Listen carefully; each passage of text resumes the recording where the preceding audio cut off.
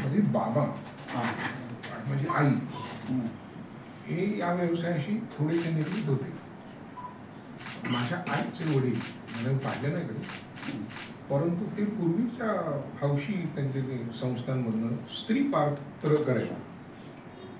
पण आई बाबा दोघे होते, नोकरी करायचे आणि फावल्या वेळात ब्राह्मण सभा म्हणून एक होती गिरगाव, त्यांचा दर 12 वर्षांनी एक 12 नाटकांचा महोत्सव असायचा. संपूर्ण नाटकं संस्कृत, रात्री 8:30-9ला सुरू व्हायची. एकच प्याराचं संस्कृत, याचं संस्कृत, सौभद्रेचं संस्कृत, स्वयंवरचं संस्कृत लिहून घेतली समारंभ. आणि ती संपूर्ण 5 अंकी, मला आठवत आहे पण 72 साली शेवटला महोत्सव झाला, त्याच्यानंतर नाही. त्याच्या आधीचा 60 साली होता. तर तेव्हा मी बघितला होता. गाणी पण बरी वाटायची ऐकायला, पण कळायचं काही नाही, संस्कृत असायचं. आणि 4 बिरू वाजता ते संपायचं. आई बाबा त्याचे सभासद होते, ब्राह्मण सभे, त्यामुळे आम्ही दररोज जायचो काढायला. पण तिकडे खांडेकर साहेब, तुम्हाला सांगतो, 4 वाजता नाटक संपलं की सर्व लोकांना जेवण असायचं. 600-700 रुपये जेवढी असली त्या, आणि अत्यंत सुग्राम जेवण असायचं. आणि ज्याला आपण चिबूड म्हणतो ना, त्याची कोशिंबीर असायची. उन्हाळ्याचे दिवस असायचे, उन्हाळ्याचे दिवस असायचे म्हणून. तर त्याच्या आधीचा जो 60 सालचा जो संस्कृत नाट्य महोत्सव होता, तेव्हा माझ्या आईबाबांचं 56 साली लग्न झालं होतं. आणि माझी आई माझ्या वेळेला ती दिवस गेली होती. तर त्याच्या आधी 5 वर्षापूर्वी झाला, मग तो 12 वर्षांनी झाला. तर तिथे एक पी जोशी म्हणून होते, त्यांना अण्णा म्हणायचे. म्हणजे बापू आणि पात्र तुम्ही वाचलं असेल ना, तर त्याला 10 गुणायचे. म्हणजे एका मुख्यमंत्र्याच्या घरी ते गेले होते, ते असेच जायचे. संस्थे हे ते मदत करा, ते भरघोस होऊ दे चांगली. हो, ते आले वगैरे. मुख्यमंत्र्यांना पण ते माहिती होतं की असं काजू वगैरे घ्या घ्या घ्या घ्या असं सगळ्यांना सांगितलं. अहो, दुसऱ्या तर मुख्यमंत्री होता, त्यांना बरेच तरी बदाम ठेवा. पण त्याच्यावर मुख्यमंत्री हो अण्णा आलंय, आमच्या लक्षात आलंय, माझ्या लक्षात आलंय, मी सांगितलं होतं, हे शेपटलंय, उद्यापासून बरे असतील. म्हणजे सांगायचंय की त्या काळातले लोक इतके निर्भय होते. हल्ली राजकारणी लोकांपासून निर्भय राहणं, मग स्वतः राजकारणाने निर्भय राहतात ना, लोकांना तर नाहीच राहत. बरोबर आहे. तर मग तेव्हा आई म्हणाली त्या अण्णांना, बाबा तालमीला गेले मान म्हणून ब्राह्मण सभेत. दत्ता अंजली त्या कामे आल्या, सांगतो नंतर. हा बरोबर बरोबर 4 दिवसांनी येणार. नाही नाही तसं काही नाही, सांगतो तुम्हाला नंतर. तालीम संपल्यावर ते म्हणाले की दिवस गेले, 6 महिन्याची 5 महिन्याची पिरियड आहे, आपण नाटक केलं तेव्हा त्या 7 महिन्याच्या असतील. बरोबर ठीक आहे, येतो घरी. दुसऱ्या दिवशी घरी आला. हे माझ्या आईने मला सांगितलं, हो अंजली ती उद्यापासून तालमीला. हो कशी येणार, हो दिसतंय मला. आपण वेणी संवारामध्ये काम करताय तुम्ही, गांधारीचं 100 मुलं झाली तिला, एवढं पोट सुटलेलं असं 100 मुलं. या तुम्ही. कोण का बोललं. मग आईने अक्षरशः शाल बिल घालून लादे घातली करून ते काम केलं होतं. तेव्हा मी आईच्या पोटात होतो.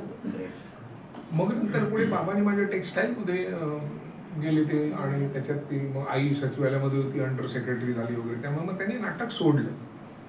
परंतु त्यांचा संपर्क असायचा, त्यामुळे पूर्वी ना खूप खूप मोठे मोठे कलावंत आमच्याकडे यायचे. म्हणजे मधुकर तोरणमल आलेले आहे, सतीश दुभाषी दर गुरुवारी यायचे. एकदा बाबांनी सांगितलं, सतीश दारूचं व्यसन लागलंय, तुझी पत्रिका मी बघतो, त्या ज्योतिष वगैरे बघायचे, हौशी फुकट.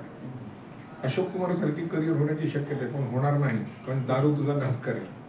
आत्ताच काय ते ठरव. आणि पुढे ते त्याच्यातच गेले. ते यायचे, मधुकर तोरणमल यायचे, सरनाईक यायचे, पणशीकर यायचे, खूप मोठे मोठे लोक यायचे, नाट्य निर्माते. आणि ते असे ना लोक मी बघायचो. तसे रात्री बिरात्री ते झंपे उंपे घातले असा सिगरेटचा वाज बी सांगायला आणि एक प्रकारचे असं एक आपण कधी जगापेक्षा वेगळे आहोत असं एक तो आविर्भाव असतो ना तोरा सगळा तो त्यांच्यात असं जातो. मला खूप आकर्षित करून घेतलं त्याने मला. पण मी लहानपणी खूप लाजरा बुजरा, कारण माझी तब्येत खूप खराब असायची. म्हणजे मी जन्माला आलो तो मृत म्हणून जन्माला आलो नाही. मुलगा झाला असं कळलं, मुलगा गेला असं कळलं. मग माझी आईच्या बाजूला आई एकुलते एक, आजी एकुलते एक, पणजी एकुलते एक, तिची आई एकुलते, मुलगाच नाही घरात. 4 पिढ्यानंतर झालेला. कारण माझी आजी म्हणाली बघू दे तरी मला. म्हणून मग माझा किरगावचा जन्म BN पुरंदरे कॅनेडियन सारखे दिसायचे ते त्यांच्या चौपाटीत. तिथे आजी म्हणजे बघायला गेले तर तिथे काहीतरी असा हात हल्ला म्हणे. तिने येऊन सांगितलं त्याने हात हलवला तर ते मेटरन नाही होतो, भास होतो, गेलाय ती. तरी पण आता म्हणजे जेम तेम हिंदीचा प्रश्नच नाही काय नाही. ते उच्चवृत्ती गेली त्यांचे काय असं असं झालंय. ते आले खाली, बघितलं त्याने, तुम्ही जिवंत होतं. त्याने तिथल्या तिथे ते मेटरला काढून टाकलं. खात्याने चौकशी काय काय नाही, निघा तिथे काढून टाकलं. आणि 21 तारखेचा माझा जन्म, तर मी 27 तारखेला पहिल्यांदा रडलो आणि असं कापसात गुंडळा. तर खूप तब्येत म्हणजे खूप नाजूक असायची. म्हणून मग जवळच्या शाळेत मला घातलं. आणि मी आजारी असायचं. मी घरी यायचं, अभ्यास करायचा, वाचन. तेव्हापासून मला वाचनाचा नाद. वेळ तर घालवला पाहिजे. त्यामुळे मी खूप लाजरा बुजरा होतो. मग मला नाटकात वगैरे शक्यच नाही मी काम करणं असं होतं. 4 लोकांसमोर तो घरात कोणी आलं तर असं टेबल असतं आपलं जेवणाचं टेबल, त्याच्या खाली जाऊन बसायचं. खरं त्यांना खूप काळजी होती. आई बाबा नाटकात काम करणार होते, सगळं अत्यंत. हा असं कसा काय करत करत करत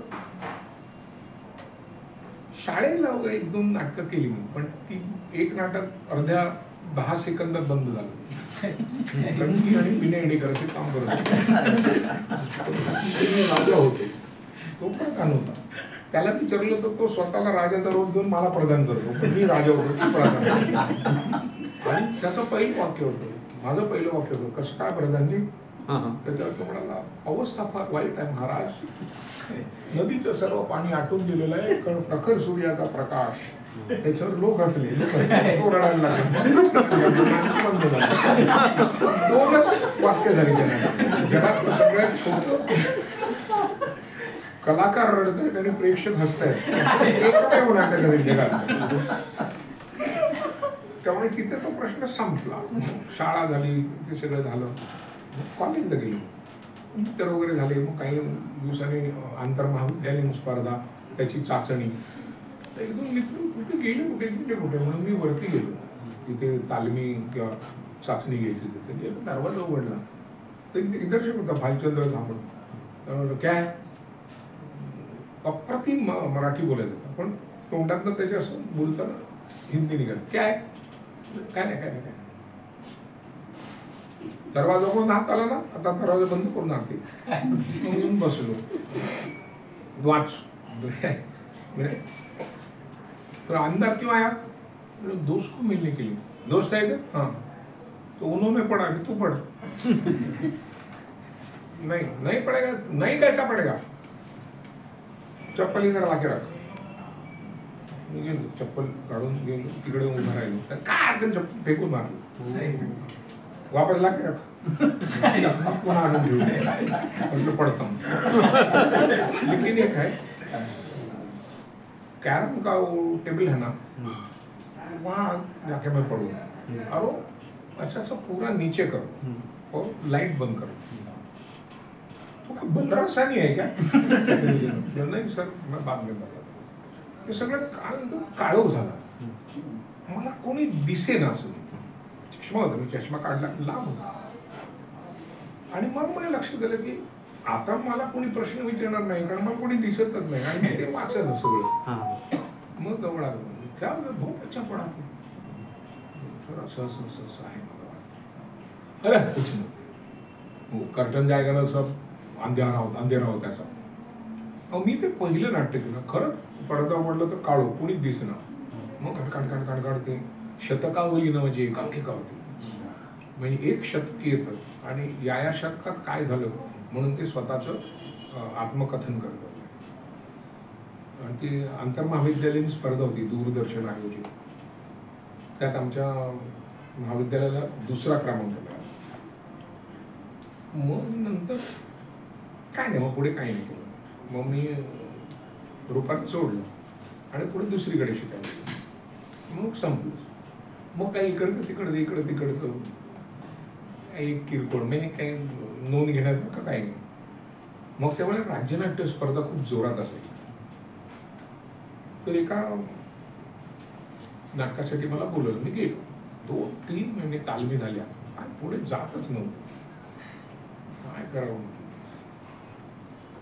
बरं तिकडे जायचं म्हणजे तिकडे सिगरेट वगैरे ओढायचे नाही. मित्रांना ओढायची. एका दोघात एक असायची 10 पैशाची, पण ऐवज होता ना तो.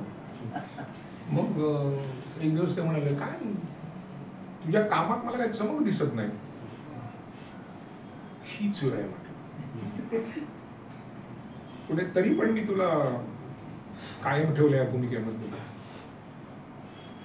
सर्व कुलदेवतेचं वगैरे वंदन केलं. सर तुमच्याही दिग्दर्शनात मला चमक दिसत नाही. मी आज निघून जातोय. म्हणून निघून गेलो. राजन म्हणला किस्सा विचारला. राजन म्हणे त्यामुळे आम्ही आवाज बोलतो मोठा मुलगा होऊन ते एवढ्या मोठ्या माणसं सांगतो. मग पुढे अशीच 1-2 वर्ष गेली. मग हत्ती काहीतरी नाटकाचं नाव होतं. त्यात मी गेलो काम करायला. माझ्या वडिलांना बोलवलं. तुझं अख्खं संपूर्ण पूर्ण वेळ चालणार 2 अंकी नाटक वडीला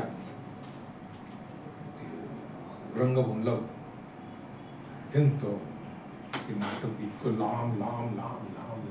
शेवटी ते त्या वर्षी कालबाह्य झालं. तर पहिला अंक संपला. वडील ते बोटीवरचं असं काहीतरी नाटक होतं.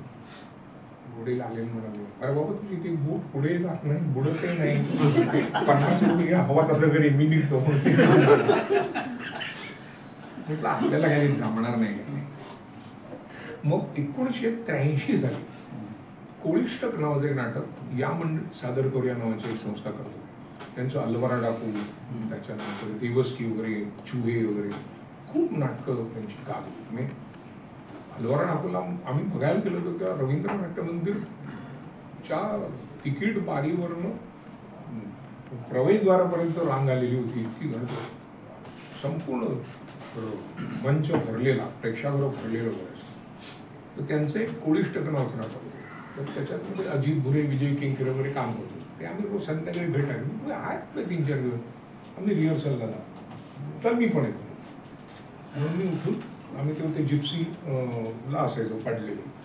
तिकडनं घ्यायला गेलो. आता ते इंडिया युनायटेड मिळेल ना, आंबेडकरांचं स्मारक होतं, त्यासमोर ते हे होतं अँटोनेट सिल्वा. ते पहिल्या मंदिरावर तालीम झाली. तिथे मी गेलो. ते मला एक माहिती होतं नाटक बसलंय, म्हणजे आता काय मला करून दाखवायला सांगत नाही. मला बसलो 1-2 मला त्याने विचारलं. रघुवीर कुलकर्णी त्याचा दिग्दर्शक होता, रघुकुल. हे सगळे पुरुषोत्तम बेर्डे, प्रदीप मुळे, रघुवीर कुलकर्णी हे सगळे जे ची मुलं. आणि दामोबाका आणि पवार सर यांची ती सगळे त्यांनी ती सगळी बांधणी करून तो संघ तयार केला होता. म्हणून आमच्यामध्ये एक आहे. तर तो अशोक वंजारी, तो तेव्हा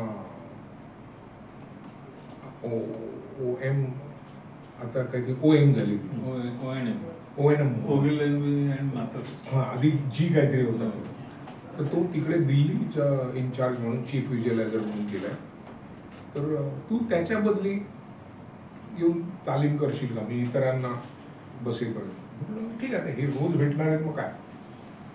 मग ती तालीम करायला 4-5 दिवस झाल्यानंतर मग दामू केंकरे आले होते. एकदा माधव वाटोळे आले होते. त्यांनी बघितलं काम. दामू काहीतरी तिकडे जाऊन बोलले. मग त्यांनी बोललं असा तंबाखू मिश्रित अनुनासिक आवाज, स्पष्ट ज्या सीमारेषेवरचा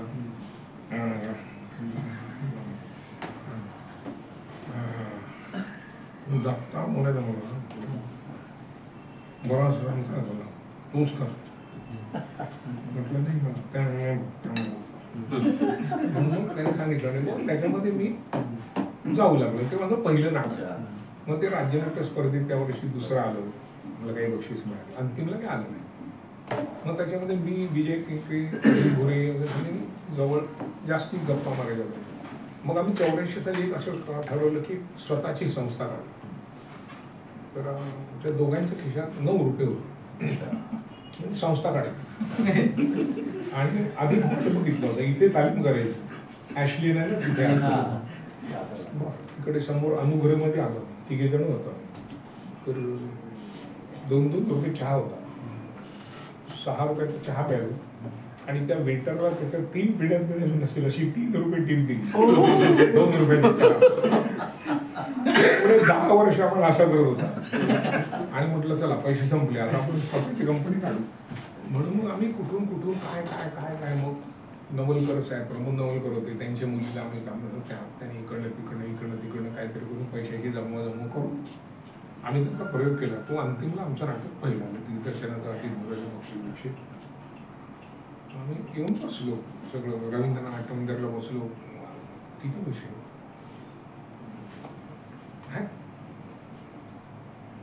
किती आहेत मोठे. मी बँकेची परीक्षा देऊन बँकेत नोकरीला लागलो. भरपूर पगार होतो. 863 रुपये पगार होता. साल कुठलं होतं ते? 83. 863 रुपये पगार होता. 20 रुपये नाही पण 40 रुपये 3 महिन्याचा फर्स्ट क्लासचा पास होता. आणि प्रयोगानंतर जो अंक असतो त्याला जे साहित्य लागतं ते 9 रुपयाला मिळेल. भरपूर पैसे म्हटलं माहिती. आणि मग 109 रुपये बिल द्यायचं बाकी राहिलं. तो मेकअप पण होता, त्याचे 100 रुपये होते रंगभूषा करा. आणि चहाचे काहीतरी द्यायचे. तो आला इकडनं तिकडनं करून दिली. त्याचं बघितलं खरं तर वर्षानुवर्ष रंगभूषा करा. पैसे नाही. उडाळ जातो कुरतड. पैसे नाही. मग मला द्यायचं नाटक कसं. आणि त्यांनी खिशात 100 रुपये काढून हे घ्या. 200 रुपये त्यांनी दिले. समोर माहिती आहे ना काय आहे. माहिती जा तिकडे जाऊन शांत बसा थोडे काहीतरी करा मग जेवण मग घरी जा. म्हणतो गेला. तेव्हापासून तो आमच्या संस्थेने मी 17 नाटकं केली. हौशी आंतरनाट्य नाटक. त्या सगळ्यांना रंगभूषा करतो. मग त्यानंतर मी ऑथेलो केलं. हे पहिलं महत्वाचं नाटक माझ्या आयुष्यात आलेलं. ते अंतिमला पहिलं आलं, प्राथमिकीला पहिलं आलं, बहुतेक सगळ्यांना बक्षीस मिळालं. ते नाटक पाहिलं. सुधीर जोशी आमचा शिवाजी पार्कचा फिरणारा मित्र रीमा आली होती आणि विवेक त्यात काम करतो. ती तेव्हा एक नाटक करत होती सविता दामोदर पानसुळे. हा काम करेल का. विवेक म्हणाला भरोसा नाही तू विचारता. तू म्हणाला असं आहे का तूच विचार. त्याने मला विचारलं करशील का. मी करतो. सुधीर पण आहे त्याच्यात. म्हटलं फर्स्ट क्लास. आणि मग हे प्राथमिकचा प्रयोग झाल्यानंतरची मग अंतिमचा प्रयोग होता. आणि माझं नाटक येऊन सुरू झालं सविता दामोदर पानसुळे. ते पहिल्यांदा चालत नव्हतं. मग एकदा लेखकाने एक जाहिरातीत मथळा टाकला. स्त्री जेव्हा 35शीला पोचते तेव्हा तिची सेक्स ही भावना तीव्र झालेली असते. ती काय नेमकी तीव्र होते बघायला इतक्या लोकांनी गर्दी केली. त्या नाटकाचे असंख्य प्रयोग झाले. पण तेव्हा राज्यनाट्य स्पर्धेला ना अंतिम फेरीमध्ये तुम्हाला काम करायचं असेल तर नियम होता की तुमचे कुठल्याही पद्धतीने व्यावसायिक नाटकाचे 90 प्रयोग होता का. 90 प्रयोग झाले की तुम्ही बाहेर. मग मी 89 प्रयोग करून ते नाटक सोडले. मला सगळ्यांनी सांगितलं अरे काय चालणार नाटक. पण हे नाटक करून मला पुढे काय मिळणार. मला हे अंतिम फेरीत करायचं आहे ते आपण करू. कारण तेव्हा राजू नाईक, अरुण नाईक हे सगळे लोक, माधवराव वाटू हे सगळे माझ्या आमचे परिचय झाले. त्यांनी काय पद्धतीने रंगभूमी असते कशी असते असं इतकं ज्ञान आम्हाला दिलं की आयुष्यभर आम्हाला बोललं. अजून काही बोलतो. ते नाटक सोडल्याचं मला कधीच पश्चात्ताप झाला. राजन तामाणे त्याचा दिग्दर्शक होता. त्याचं पहिलं नाटक होतं. माझं पहिलं नाटक होतं. लेखक शेखर तामाणे त्याचं पहिलं नाटक होतं. महेश सावंतचा प्रोड्युसर संस्था त्याचं पहिलं नाटक होतं. सगळ्यांचं पहिलं नाटक. तर राजनला त्याला कळू शकलं की मला का नाटक सोडायचं. कारण तुम्ही आंतर बँक स्पर्धा वगैरे याच्यातनं राज्यनाट्य स्पर्धा मग ते झाल्यानंतर दामू शिंदेचे नाटक बसवते अंमलदार म्हणून. ते नाटक मी केलं. का केलं मला माहीत नाही, ते त्यांच्यासाठी म्हणून केलं. ते फारच काय म्हणतात काल पाहिजे होतं. म्हणजे भ्रष्टाचारी असल्याबद्दल त्यातल्या पात्रांना लाज वगैरे वाटते, इतकं ते कालप्रिय झालं.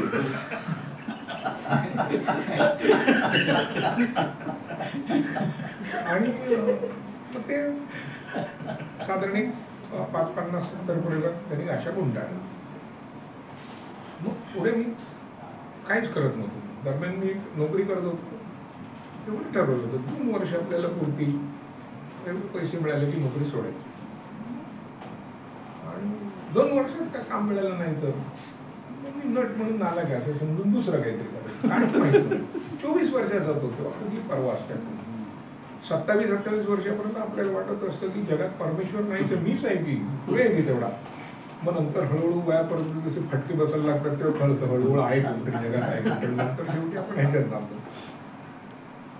तर मग काय करायचं, मग नंतर बरीच नाटकं केली. एक नाटक केलं त्याचा एकच प्रयोग झाला. त्याचा पहिला प्रयोग झाला, निर्माता जगात एकटाच होता, त्याला कोणीच नव्हतं. तो रात्री मेला. पब्लिक म्हणून तो रात्री मेला. त्याची जबाबदारी घ्यायला कोणीच नव्हतं. मॅनेजर होता, त्याने मला फोन केला व्यवस्थापकाचा. म्हटलं ते ही गेली तर काय माहित नाही, बंद करून टाकून तर नाटक बंदच झालं. पण त्याची जबाबदारी घ्यायला कोण ना तयार नव्हतं ना. म्हणजे काय करा आपण, अशी बरीच नाटकं करत होती. आणि मग दरम्यान विनय ओळखीचा झाला. त्याचं एक काम होतं महत्वाचं, अत्यंत महत्वाचं काम म्हणजे दूरदर्शनची नोकरी. ते 2 नंबरला. महत्वाचं काम म्हणजे सध्या कोणाकडे काम नाही आहे असं यायचं. काय करू, काय म्हणते रे काम, हो उद्या ऑफिसला युवदर्शन मध्ये जाऊन. मग तो आणायचा, युवदर्शन मध्ये काम द्यायचा. तेव्हा 750 रुपये मिळायचे. थोडीशी महागाई झाली होती. 9 रुपयाची वस्तू 15 रुपये आली. 750 रुपये एक तासाची मिळायची. त्याच्यात महिना निघायचा जवळ राहिले तर. असं किती लोकांना त्यांनी आणून कामं दिली. त्याला क्रॉस बुकिंग वगैरे असायचं, एकाच वेळेला त्यांनी. मग त्यांनी असं खूप म्हणजे शेवटपर्यंत तो होता तोपर्यंत आम्हाला असं वाटतं की तो आहे ना, काही केलं तरी तो आपल्याला त्यातून बाहेर काढेल. मग अशी नाटकं करत होतो. काही येत होती, काही चालत होती, काही पडत होती. मग 87 साली मी एक नाटकाची तालीम करत होतो, दीपस्तंभ म्हणून. आणि त्याच्या तालमीचे बरेच दिवस झाले. आणि मग मला अचानक एक दिवस ताप आला. कमीच होईल. चांगले डॉक्टर गेले, 3-4 दिवस झाले. त्यामुळे मला माहिती आहे आज रात्री जर गेला नाही तर उद्यापासून टायफॉइडचं औषध देतो. रिपोर्ट काय टायफॉइडचं औषध देतो, तुला टायफॉइड आहे. मला झाला मोहन बघायला केला. म्हटलं 10 दिवसावर आपलं नाटक आलं, मला टायफॉइड झालं. ते डॉक्टर म्हणतात कमीत कमी 21 दिवसात आहे. आणि मला कळत होतं की हे नाटक खूप गाजणार आहे. पहिलं नाटक असेल आपलं की ज्याचे असे प्रयोग होतात. मी घरी येतो, घरी आलो. बघितलं मला. काळजी करू नकोस, नाटक 15 तारखेलाच होईल. पण मी दुसऱ्या कोणाला तरी घेईन. आणि अट हीच घालेन की तू बरा होईपर्यंतच त्याने काम करेल. असं कोणी मिळालं नाही तर मी पुढे ढकलेलं नाही. मराठी निर्मात्याकडे अपेक्षाच नव्हती, म्हणजे आजही नाही. पण अच्युत देशिंगकर म्हणून एक स्टेट बँकेतला माणूस होता, खूप असा राज्यनाट्य स्पर्धा वगैरे. त्यांनी माझ्याऐवजी 30 प्रयोग केले त्याचे.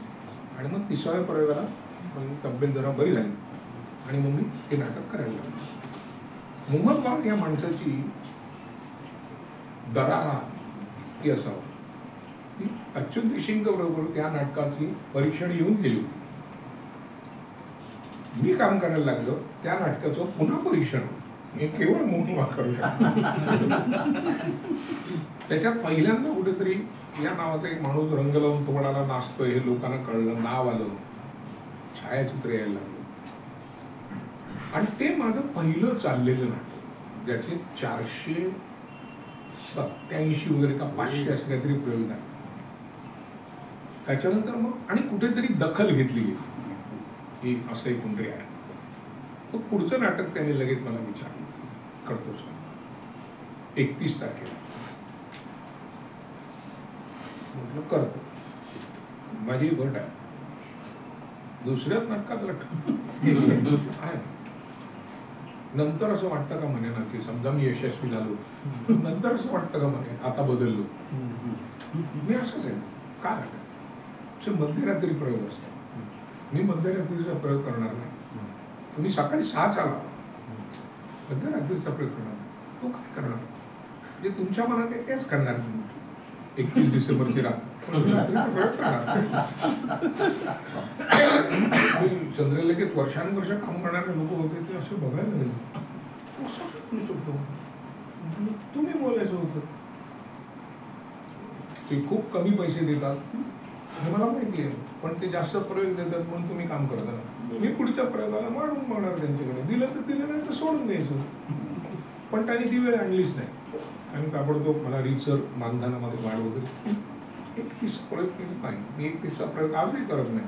आता मी 31 त्या काळात 31ला जाऊन 1ला संध्याकाळी वगैरे जागा व्हायची. आता 31ला 8:30ला झोपतो तरी पण 31ला कारण काय म्हणतो ना, ते जाणं तू येताना जो तमाशा होतो ना, कुठे काय अडकलं भिडकलं मरत येत. पण त्याही नाटकाचे आम्ही जवळजवळ 650 प्रयोग केले. मग हळूहळू माझी नाटकं यायला लागली. मग दरम्यान काय होतं, आमचा एक दुसरा निर्माता होता ज्याला मोहन व्हायच्या 2 नाटकात मी काम करतो आणि ती नाटकं चालतायत, तर त्याला खीळ कशी पाडायची. तर त्याच्या नवीन नाटकात मला बाकी आमच्या नाटकातलं त्याच्या गळ्याला कोणी लागणार नाही, मी लागणार. त्याने मला विचारलं असं आहे शिवाजी मंदिरच्या दार. म्हटलं माझ्या अभिनय गुणांना भुलून तुम्हाला नाटकात घेत नाहीयेस कळण्यात का महामूर्ख मी नाही काय करतो मला माहिती. त्या नाटकाचे प्रयोग कमी व्हायला पाहिजे. हा मग काय चूक आहे का? काहीच चूक नाही. म्हटलं हा व्यवसाय आहे. वडापावची एक गाडी आहे, त्याच्याबद्दल दुसरी लागली तर तू चांगले वडे बी. हा मग तेच म्हणतो मी. म्हटलं पहिली गोष्ट मी कोणीच नव्हतं त्या तुम्ही कोणीच आला नाही. आता 4 प्रयोगांचं नावं झाल्यानंतर तुम्ही आला, तर मी त्यांच्या सगळ्या मिळणाऱ्या तारखा आधी सांगेन. आणि मग ते काय तू शर्ट पण म्हटलं ना तसं नाही करणार. तू 25 तारखेला सांगशील या 5 तारखा मोडत. म्हटलं नाही तेवढा मूर्ख नाही. मी त्यांनाही हे सांगणार. त्याने सांगितलं मी 7 तारखेला तुम्हाला मला सगळ्या तारखा मिळायला पाहिजे. आणि तुम्हाला ती शक्य आहे. म्हटलं सर मी खूप मोठे निर्माते, मी खूप लहान नट आहे, तुम्हाला सहज शक्य आहे. मला 7 तारखेपर्यंत तुम्ही सगळ्या तारखा द्या. मी उरलेला त्या दुसऱ्या निर्मात्याला. हां बरं ठीक आहे. काय जवळजवळ 1.5-2 वर्ष मी त्यांच्याबरोबर तसंच नाटक करतो. काहीच त्यांनी मला कधीच आढळलं. हा होता तो म्हणाला 5 तारखेला होता ना, 5/7च्या वेळी 5 तारीख. तू उडपी आहेस ना, कसा द्यायची आहे. एवढी चटणी बनते ती फुकट जाईल, पण सकाळी 10 रुपये लावणार तू त्या चटणीची. कसा द्यायला मी एवढंच मिळेल. आयुष्यभर त्याच्यामध्ये कधीही पटलं नाही. कायम आमची भांडण झाली. 25, 30, 40 भांडण झाली. पण कायम तो सकाळी आता खाली ये ना जरा म्हणजे. त्याच्या बायकोने एकदम विचारलं एवढे तुम्हाला शिव्या देतात सकाळी, रात्री परत तुमच्याबरोबर कसे घरी येतात. मला काय माहिती. तर मग ते नाटक केलं मी. लग्नाची व्हिडिओ पुन्हा आणि असंख्य लोकांनी अनेक वेळा केलं होतं. पण आमचं वैशिष्ट्य असं होतं की लिहिलेलंच आम्ही फक्त बोलायचो. त्याच्यात एकही शब्द इकडे तिकडे घालायचा नाही. त्या नाटकामध्ये प्रशांत होता, अश्विनी होती, मधुकर तोरडमल होते. फार फार मोठा माणूस. म्हणजे त्यांच्याबरोबर घालवल्या वेळ हा माझी शिदोरी ठरली. इतका हुशार माणूस, इंग्रजीवर असामान्य प्रभुत्व. शेक्सपियर थिएटरचा अभ्यास. मी त्यांना ऑलिव्हिये म्हणायचो. ऑलिव्हिये का म्हटलं, मी 1-2 पिक्चर बघतो, तुम्ही तो तुमची कॉपी करतो. हरामखोर आहे असं म्हणायचे. मग ते मला दिलीप कुमार म्हणायचे. म्हणलं, का? मला दिलीप कुमार आवडतो म्हणजे मी तुम्हाला आवडतो असं कसं डायरेक्ट कबूल करणार. शेवटपर्यंत त्यांची माझी मैत्री आहे आणि ते स्वभावाने अत्यंत कडक म्हणून प्रसिद्ध होते. मला कधीच ते जाणवले. मी वाटेल ते बोलायचं. प्रशांत भीषण घाबरायचा. असं काय बोलतो त्याला? मला माहिती आहे त्यांना काय बोलायचं काय नाही. त्यांची माझी फार वेगळ्या पद्धतीची मैत्री होती. मित्र होते ते मध्ये वयाने खूप मोठे, सगळ्यांनी अधिकारांनी गुणांनी सगळ्यांनी मोठे, पण ते माझे मित्र झाले. ती लग्नाच्या बेडीचे 200-250-300 प्रयोग केले. आणि मग आज पहिला निर्माता म्हटलं याच्या संस्थेत मी सातत्याने पुढे काम करत आहे सुधीर भट. मग त्याच्याबरोबर मी मग लता नार्वेकर म्हणून एक निर्माते, सर्व पुरुषांच्या वर्चस्वाच्या ह्याच्यामध्ये एकटी स्त्री खट्टपणे उभं राहिलेली वर्षानुवर्ष लता नार्वेकर, त्यांच्याबरोबर 2-3 नाटकं केली. आणि मग सुधीरकडे मग मी कायम काम करायला लागलो. लग्नाची बेडी झालं. मग त्याच्यानंतर फुलराणी तसं करायचं ठरलं. तर दिलीप पुलंना शक्य नव्हतं दिग्दर्शन करणं. तर दिलीप म्हणाला मी करतो. मग बऱ्याच लोकांची नावं घेतली. मग दिलीप कुलकर्णीवर मी म्युन्सिपाल्टी नावाचं नाटक केलं होतं, दीपस्तंभ केलं होतं. तो मला मुलासारखा म्हणायचा. तर तो म्हणाला संजय मुलाला विचार, अरे तू वेडा आहेस का? रिहर्सल तर व्हायला पाहिजे. अरे भक्ती आहे तो आहे कसं होणार? म्हटलं का? अरे तू ओळखतोस ना दोघांनाही, तू मारणार का मला ठार? अरे वेडा होईल मी. मला दिलीप मी बोलत होतो असं समोरासमोर शिवाजी मंदिरच्या बाहेर बसून बघतोय.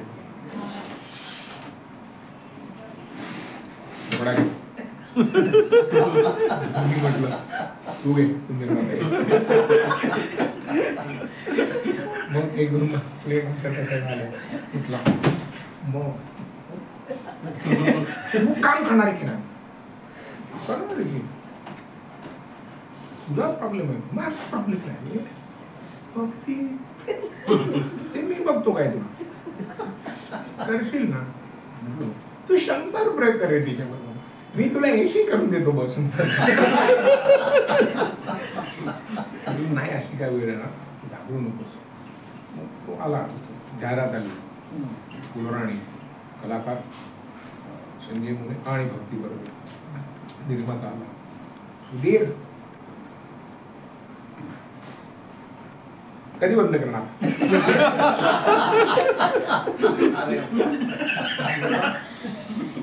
तो किती काय डोकं बी का काय वेळा झालायस का तू? तो म्हणणार नाही. त्याने मला सांगितलं काय तो एकदम नीट राहील म्हणून. अरे त्याने घरी पण सांगितलं नीट राहील म्हणून. पण मग काहीतरी झालं, सगळं झालं. पहिला दिवस आमचा सर्वांसमोर आलो खाली मुलं, बाई मला बोलायचं. हा बोल ना, काय बोलायचं? म्हणजे तुम्ही तुमचं काम करायचं, मी माझं काम करायचं. दिग्दर्शक सांगेल तुम्ही काही सांगायचं नाही. हा नाही काय आहे उभाशी असं करायचं असतं मला कुणी सांगितलं. तुम्ही त्यांना सांगणार त्यांना घेऊन या, ते आता येऊ शकत नाही म्हणजे मीच आहे. तर मला सहन करा किंवा तुम्ही सोडून जा. पहिल्याच दिवशी सांगून मोकळं झालं. तर सुधीर पण कसा 2 वाक्य ऐकून सोडून खाली निघून गेला. थोड्या वेळाने परत आला. तू निघून का गेला? नाही भक्ती खाली ती वाट बघत होतो नाटक म्हणून. म्हटलं नाही येणार, मी येणार नाही. आणि त्याच्यानंतर आम्ही त्याचे 670 वगैरे काहीतरी प्रयोग केले, 570. पण काय अभिनेते बोलायचंच नाही, कधीही तिने मला सांगितलं नाही. पण काय काम करायचं. मला असं वाटलं होतं की आपण मस्त काम करतोय, जबरदस्त होतं आपलं काम. तालमीपर्यंत ती अशी होती. रंगी तालमीला तिने जो काय कुठून काय आवाज काढला लावला ना, हो हे काय उद्यापासून असंच काम करणार आहे मी, तेव्हा तू बघ आता तुझं. म्हटलं, बघतो.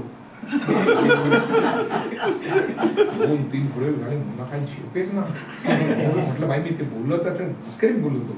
नाही मस्करी वगैरे नाही, लवकरात लवकर शिक. मी हुशार तरी आहे, हुशार नसलेल्या अभिनेत्री येतील समोर, त्या काय होईल. मग मी ते शिकलो हळूहळू. मस्त झालं. एका प्रयोगाला एक अरविंद काय त्याचं नाव, लफडा सजन वगैरेवाला अरविंद म्हणून एक गुजराती दिग्दर्शक, मोठा दिग्दर्शक मोठा. आणि तो मुलुंडच्या प्रयोगाला भक्तीने त्याच्यावर काम केलं होतं. कुठल्या तरी एका नाटकात, 1-2 नाटकात. अरे अरविंद भाई आओ, अरविंद ठक्कर, अरविंद भाई आओ ने. भक्ति મને આ સીટ જોઈ, હા તે લાસ્ટ લાઈનમાં બાલ્કનીમાં શું देवानंद देव म्हणून त्यांनी कालिदास 1800 काहीतरी कपॅसिटी त्याची, बाल्कनीतल्या शेवटल्या रांगेतली कोपऱ्यातली सीट मागितली. 2 पास दे मला, एक पुढचा दे आणि एक तो दे. आणि तो पहिल्या रांगेत तिथे जाऊन बसला. पहिल्या अंकानंतर खाली आला. इधर क्या नाम, संजीव मैं दुबैशी के साथ काम किया, लपंडा वगैरह उनको देखा है क्या? बहुत हाँ लगता है. मैं लोग कॉपी करते हो. नहीं ये जो जाता है ना तेरा छप्पर फाड़े के, अरे 2 लोगों का ही आवाज आया मुझे, भक्ति का और तेरा. खूप मोठा. मग प्रयोग होत होते, हे सगळं होत होतं. मग विनयनी मला एका नाटकासाठी बोलवलं, लव बर्ड्स. मग ते केलं. मग अशी बायको नावाचं नाटक सुधीर फडकडे केलं, संगीत, त्यात नृत्य वगैरे होती. अर्चना जोगळेकर एवढा मोठ्या ओळखीची होती माझ्या. आली आणि तू आहेस, म्हटलं जातेस. मी जाणार, बघ ते आले. ते असं करतं सर, म्हटलं हे चुप, हे मला नाही जमणार. मी काम करू का, मी तुला मला काय येतं ते नाचून दाखवतो, त्याच्यात काय ते तू बसव, कारण माझं नाच बघायला कोण येणार नाही. करा मी तिला थोडस नाचून दाखवतो, चालेल की. आता मी थोडं बदलते याच्यात, हा तेवढं बदल, जास्त लोक म्हटलं मला काय तुझ्याबरोबर ट्रूप कोण यायचं नाही कुठे नाचणं. मग तरी ते केलं. मग गाणं होतं, गायलोही. त्याच्या आधी एक नाटक होतं असं संगीत नाटक, 10 गाणी गायलेत मी स्टेजवर आतापर्यंत. तर म्युन्सिपालिटी अगदी सुरुवातीला गायलो. मग चिरंजीव सौभाग्य कांगणे म्हणून तेंडुलकरांचं नाटक, आणि त्याच्यात 16-17 भूमिका होत्या वेगवेगळ्या सूत्रधारणाच्या. आणि यशवंत देवांचं म्युझिक होतं. तर ते सकाळी फिरायला यायचे. मला शिवाजी बापू म्हटलं, नमस्कार दिवसात आज तुम्ही तालुक्याला येणार ना कुठे, सारंग काकांच्या. हा कमलाकर मला म्हणाले घेतो सादर माटुंगा. भेट मी काय त्याच्या आधी म्युन्सिपालिटी सोडल्यात कधी गायला वगैरे नव्हतं, त्यांच्या सुद्धा ते होतं. त्यांनी पेटविटी काढली. हा सा म्हणा सा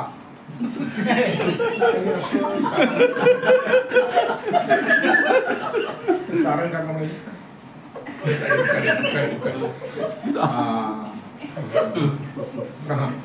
सा रे ग हे पट्टी कटली तुमची सा बरोबर. हां रे ग वाचन वगैरे झालं. दुसरं एक गाण्याकडे आम्ही प्रिया तेंडुलकरला बोलवलं, पुन्हा एक बघा पण ते बऱ्याच नायक गायिकांबरोबर मी काम केलंय. ही वेगळी पट्टी आहे तुमची, मला माहित नाही, मला कुठे गाता येत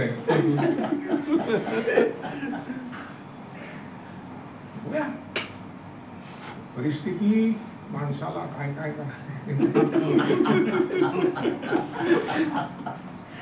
आणि मग पण फारच गोड म्हणून त्यांनी बसून सगळं चिकाटलेली करून दुसरी त्याच्यात काम करणारी पाहिजे होती. ती गायला लागली. बराच वेळ झाल्यानंतर ते मायकल कळलं, यांच्या समोर तू रफी आहेस ना, रफी.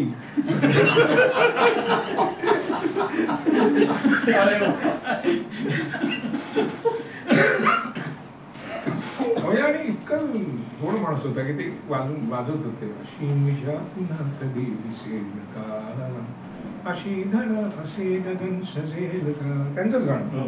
तर काय मला दुर्भाग्य माझं काय माहिती, मी दिल तडप तडप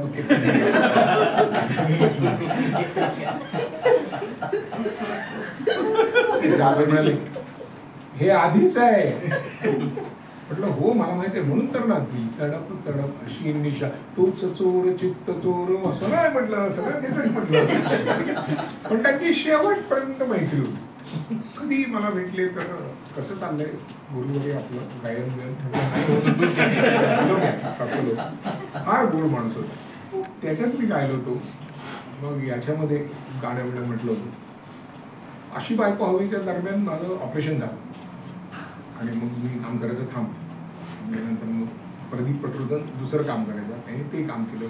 प्रसाद ओके या कामाला ऑपरेशन झाल्यानंतर मी परत ते काम करायचं. प्रसाद ओके काम करत होता. पण ते नाटक फार चांगलं होतं. ते शागिरीत नावाचा सिनेमा होता ना, डर्टी रॉटन स्काउंडर्स, त्याच्यावर ते केलेलं. फार पूर्वी ते केलं होतं. तेव्हा बाबा वैशंक आणि बीना नाईक आणि असे काम करायचे. पण तेव्हा छोटंच होतं. मक्करीने ते पुन्हा लिहिलं होतं. त्याच्यात मला ते पुनरुज्जीवित नाटाचं एक काम झालं. त्याच्या आधी एक नाटक केलं होतं मी, श्रीमंत म्हणून. ते फार कधीच नाटक चाललं नाही, पण नाटक जबरदस्त होतं. ते सुयोगने केलं होतं तेंडुलकर महोत्सवासाठी. त्याच्यात मी प्रमुख भूमिका केली होती श्रीधरची. सुधीर जोशी, सुनीला प्रधान, सुनील तावडे, राजन दिसे, निवेदिता जोशी असे सगळे. त्या माझ्या भूमिकेचं खूपच कौतुक आहे. कमलाकरन नाटकणी तर अर्धा तास मी बोलत होतो असं तसं. अर्ध्याहून ती गोष्टी म्हटलं खरं सांगू नाटकणी की तुम्ही म्हणताय म्हणून माझ्या डोक्यात काही नव्हतं. मी आपलं करून गेलो होतं असं. त्याचा इतका अर्थ काढतील समीक्षक असं मला वाटलं नव्हतं. तुम्हाला गंमत सांगतो म्हटलं त्याच्यावरून की पाथेरे पंचली सिनेमा होता. त्या पाथेरे पंचलीमध्ये ती एक अर्थ असं समोर असा आरशाला भेद होती. त्याच्यावर खूप लिहिलं लोकांनी की भद्र समाज आणि अमुक आणि तमुक आणि समाजातली विषमता आहे, ते सगळं सगळं सगळं सगळं सगळं पानं लिहिलं. त्याच्यानंतर त्याचं उत्तर असं दिलं सत्येंद्रेने. अच्छा एवढं होतं काय. मी 60 किलोमीटर दूर शूटिंग करत होतो. इकडे प्रोडक्शन मध्ये आपण आरसा फोडला. आता नवीन कुठे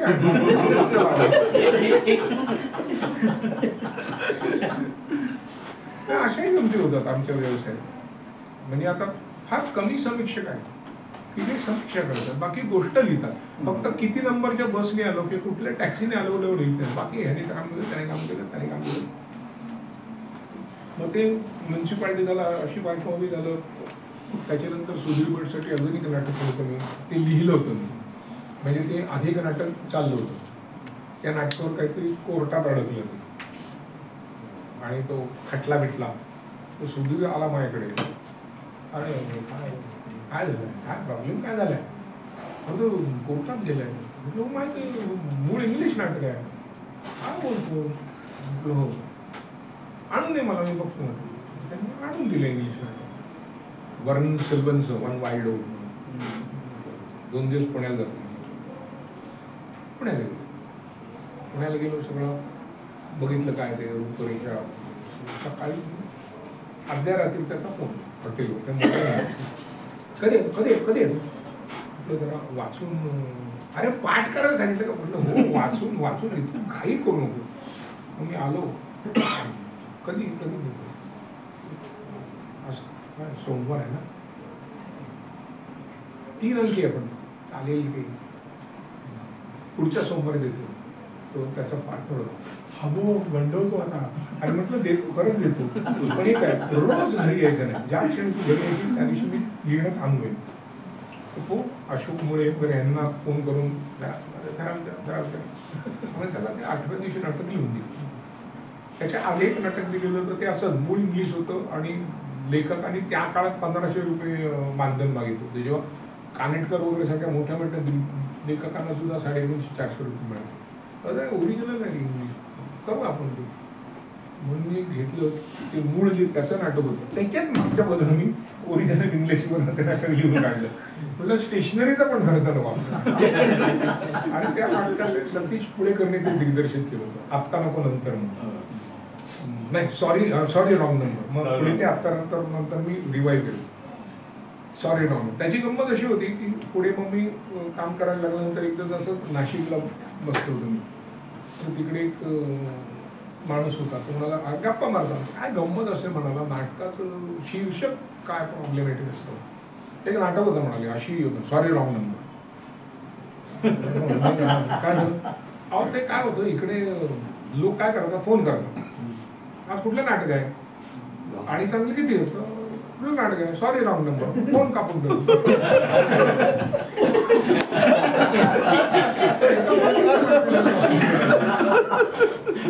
एका ओळखीच्या माणसाने मला फोन केला होता. तो म्हणाला अरे असं काय करतो तुझ्याकडे नंबर लिहिलेला माझ्याकडे मी फोन केला सॉरी रॉंग नंबर काय म्हणतो. अरे नाटकाच नाव आहे सॉरी रॉंग नंबर कुठलंही मग आधी नाही का सांगायचं. अशी गंमत होऊ शकते त्याला. तर ते मी पहिलं नाटक लिहिलं. मग हे झालं एकदाच असं त्याचं नाव. त्यात अशोक कुमार आणि सुधीर जोशी दोघे काम करतात. त्याचे 125 प्रयोग झाले. त्यात 5 स्त्री भूमिका होत्या. त्यामुळे लवकरच ते भांडणाने बंद पडलं.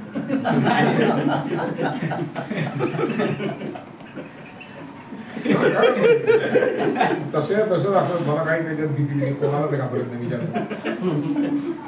मग एका बाजूने असं लिहित होतो करत होतो आणि मग हळूहळू मालिका यायला लागल्या. मग ह्या मालिकेत त्या मालिकेत असं काम करत होतो. पण मला मूलतः नाटक आवडतं मूलतः. मग आचार्य अत्रेंचं जन्मशताब्दी तेव्हा अजून एक खूप महत्वाचं नाटक मी केलं मला करायला मिळालं. ते म्हणजे तो मी नव्हेच. त्याचे 30च प्रयोग होणार होते. तेव्हा ते बाबांकडे होतं पणशीकरांना. तर मी त्यांना गेलो भेटायला म्हटलं असं जो आहे. तर ते म्हणाले काय चांगलं करशील तू म्हणले बघा पण माझा ठसा पुसला नाही. अरे एक गोष्ट मला मान्य आहे म्हटलं पूर्ण मान्य त्याला पण चांगलं करशील नेट मी केलं. 10-12 30च प्रयोग होणार होते. 4-5 प्रयोग झाल्यानंतर मी गेलो ऑफिसला. बाबा माझं काम आहे. अरे लोक काही म्हणून तू करत राहा. मी तुला आधीच सांगितलं माझा ठसा कोणीही पुसू शकत नाही. म्हटलं नाही खरंच नाही पुसू शकत. मी पाहिजे वेगवान करतो वेगवान. आता मला उद्यापर्यंत होत नाही. माझ्या आजूबाजूला जे लोक असतात ना त्यांचं मी करतोय खूप आहे. म्हटलं खरं कोणी येऊन काम करायचं काय. नंतर तर असं व्हायचं की इकडनं 3-4 माणसं निघायची आणि मग ह्या रोलला त्या रोलला ते तयार असायचे लोक. ते येऊन जुजबी बोलायचं. पण ते प्रत्येक वेळेला बोलतीलच असं नाही. तर म्हणाले अरे तुला तुझंच पाठ करायला लागतं. तुला अख्खं नाटक बोलत नव्हतं मागे काय चाललंय याची पण चिंता असते तिथे कोण चुकताय का काय करताय का. कारण ती भूमिका अशी आहे ना की इकडनं काम करून मी जेव्हा बाहेर जातो तेव्हा तुम्ही बाहेर गेलात ना तिथे दुसऱ्या भूमिकेमध्ये तयार राहायला लागतं. तिथून इथे पण नाटक म्हणजे काय त्याचा फायदा असा झाला ना की बरेच वेळा नाटक करताना असं म्हणतात की अरे आत्ता सुरू झालं 3रा अंक आला शेवट आला. इतकं ते वेगवान आणि ते त्या काळात माधवा मिस्त्री म्हणत त्यांनी तो आम्ही तो केला नाही कारण ते फारच अजस्र होतो. रंगमंचाची बस वेगळी मुळात 20-22 पात्र. पण ते काही लोकांना आवडलं पण बहुसंख्य लोकांना ते नाटक आवडलं. माझं काम आवडलं नाटक चांगलं पूर्ण फसले. पण मी ती केवळ आत्र्यांचं नाटक होतं. त्याच्या आधी मी लग्नाची बिडी केलं होतं म्हणून केलं पण पूर्ण फसलं 100% फसलं. म्हणजे मी जेव्हा करत होतो तेव्हा मी किती वर्ष होतो 38-39 वर्ष तेव्हा बाबा किती 50-52च्या पेक्षा जास्त असते. ते लोकांना जितके आवडतं त्याच्या 1% पण 10% पण मी आवडलं. 10 काय असेल 1% आवडलं फसलं ते. पण ठीक आहे एक मोठं नाटक करायला मिळालं म्हणून त्याचे 30च प्रयोग झाले. त्याच्यामध्ये त्यांनी 30 प्रयोग त्यांचं नाटक सुरू असताना आम्हाला करायला दिले हा त्यांचा मोठा. मग त्याच्यानंतर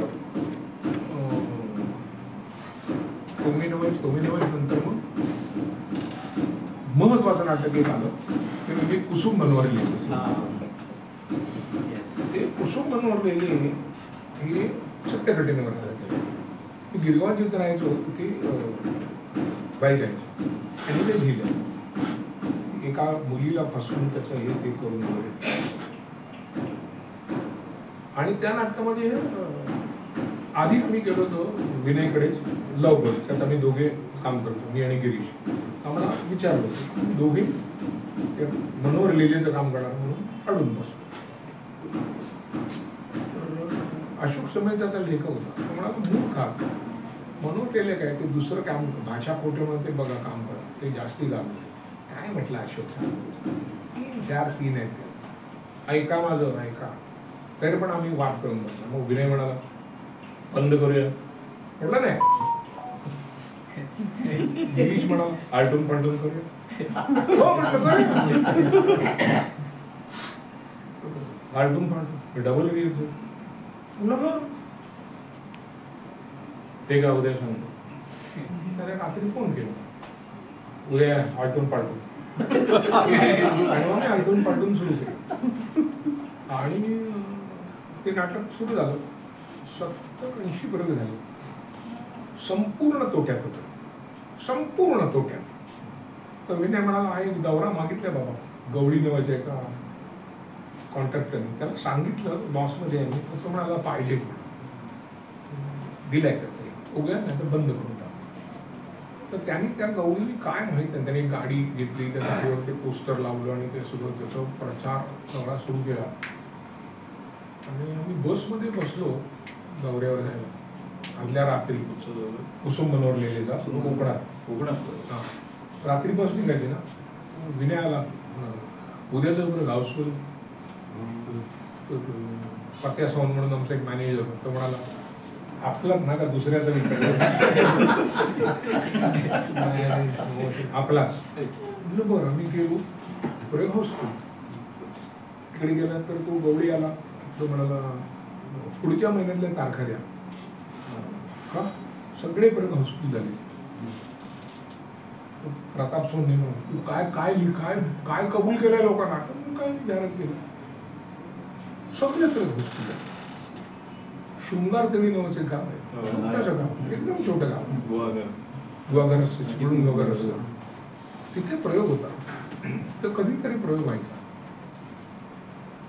तेव्हा साधारण संपूर्ण हे सगळं भरलेलं असेल तर 28, 30, 35, 40 हजार, जास्तीत जास्त 50,000 रुपये उत्पन्न असेल. शृंगार तळीला 1,60,000 रुपये उत्पन्न झालं.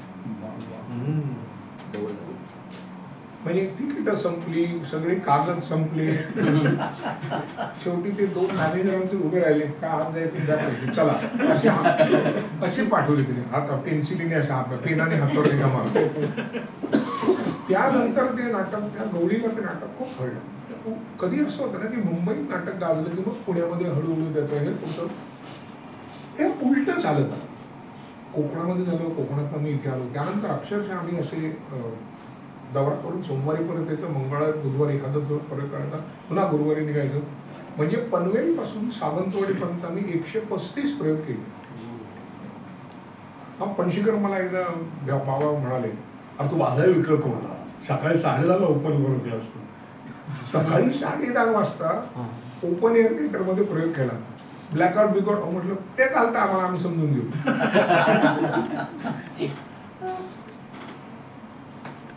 15 प्रयोग आम्ही खूप रत्नागिरीला केले, 12 प्रयोग चिपळूणला गेले, 8 प्रयोग सावंतवाडीला गेले, 6 प्रयोग कणकवलीला गेले. असं करत करत करत गोव्या बियामध्ये धमाल तुफान नाटक चाललं.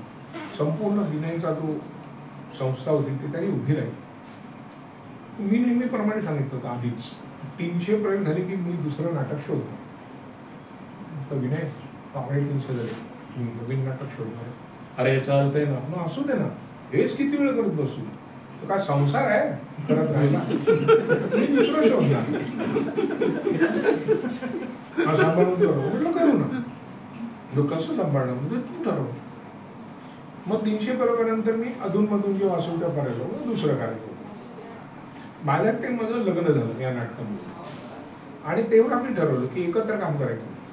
कारण तिच्या घरी आई वडील वयस्कर होते, माझ्याकडे आई वडील वयस्कर होते, त्यामुळे आपण दोघेही दौऱ्यावर गेलो आणि इथे काही झालं तर, म्हणून आम्ही तेव्हापासून आजपर्यंत एकत्र काम केलेलं नाही. मुलगी झाल्यानंतर नाहीच नाही, मुलीकडे दुर्लक्ष होतं. आणि एकंदरीत मला ते एक नवरा बायको एकत्र काम करणं मला आवडत नाही. ते ऑफिसचं काम घरी नको वाटतं. ते एक बॅग घेऊन जायची, तिथे जायचं, तो चेहरा बघा, ते जेव्हा नको ते. आणि त्यात मी अधूनमधून खाणं पण मांसाहारी, बायको पूर्ण शाकाहारी, मग तिच्यासाठी ती काहीतरी डाळ फ्राय खा आणि मी नकोच, म्हणून आम्ही कधीच केलं. मग आम्ही लग्नाची पण गंमत आहे. लग्न झालं, आदल्या रात्री 8:30चा प्रयोग केला. 3 प्रयोग होते, 2 प्रयोग होते. ते 2 प्रयोग केले आणि घरी आलो. ती तिच्या घरी, मी माझ्या घरी. लग्न झालं म्हटलं दुपारच्याच वेळात लग्न होतं, कारण बिना म्हणत रिसेप्शन वगैरे नको, आपल्याला दौऱ्यावर निघायचं. 2 प्रयोग आधीच कमिट केले. आणि आम्ही संध्याकाळी मग एक नाटकाचं वाचन होतं, ते ऐकायला गेलो. इथे काय करताय म्हणलं, लग्न आता काय नाटकाचं वाचन वेगळं बदल नको आयुष्यात काय.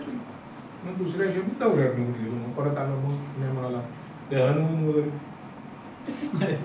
काय कुठे जाणार, गोव्याला तर जायचं, तिथे कोण आम्हाला एकांतात देणार, सगळे माझे मित्र आहेत. ते काय 3 दिवस हे विमानाचं तिकीट. आम्ही 3 दिवस गेलो. तिथे गेलो 18 का 19 जण 5 गाड्या घेऊन आम्हाला वेलकम करायला आली होती. ते आमच्या बरोबरच होते काही.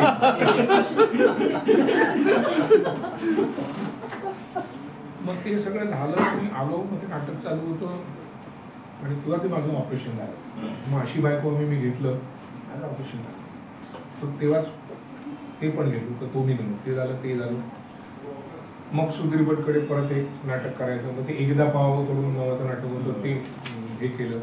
लग्नानंतर मात्र लग्नाची गंमत झाली की लग्न झालं, फोटो वगैरे आले आणि सुकन्या अरे ते अल्बम तू काल तुझ्या त्या शूटिंगला गेलो होतो. अरे आपला एकत्र फोटोच नाहीये. म्हणजे अरे कसे ते सिनेमा झालं असा करतात ना, तसं एकही फोटो नाही आपला. नाही का, असं कसं असेल. अख्खा अल्बम बघितला. आमच्या लग्नात ती खाली तिचे मित्र माझ्या मैत्रिणीशी नाचत होते, मी कोपऱ्यात असं उभा होतो एकटाच. फोटोच नाही आपला. अरे बापरे, आता काय. माझ्या टाइमने मालिका करत होतो, ते केस कापले होते. काय करूया म्हटलं, बघूया नंतर बघूया काय. आल्यानंतर म्हटलं असं सुरू करून दाखवायचं लोकांना. मग त्यानंतर 1 वर्षाने आम्ही कसे कसे हसायचे नावाची मालिका करतो. त्यात फ्लॅशबॅकमध्ये आमचं लग्न होतं, असं होतं. तर ते शूटिंग वगैरे झालं. एक मिनिट फोटोग्राफर तिकडे काय झालं, फोटो असं आमचा 1 वर्षानंतर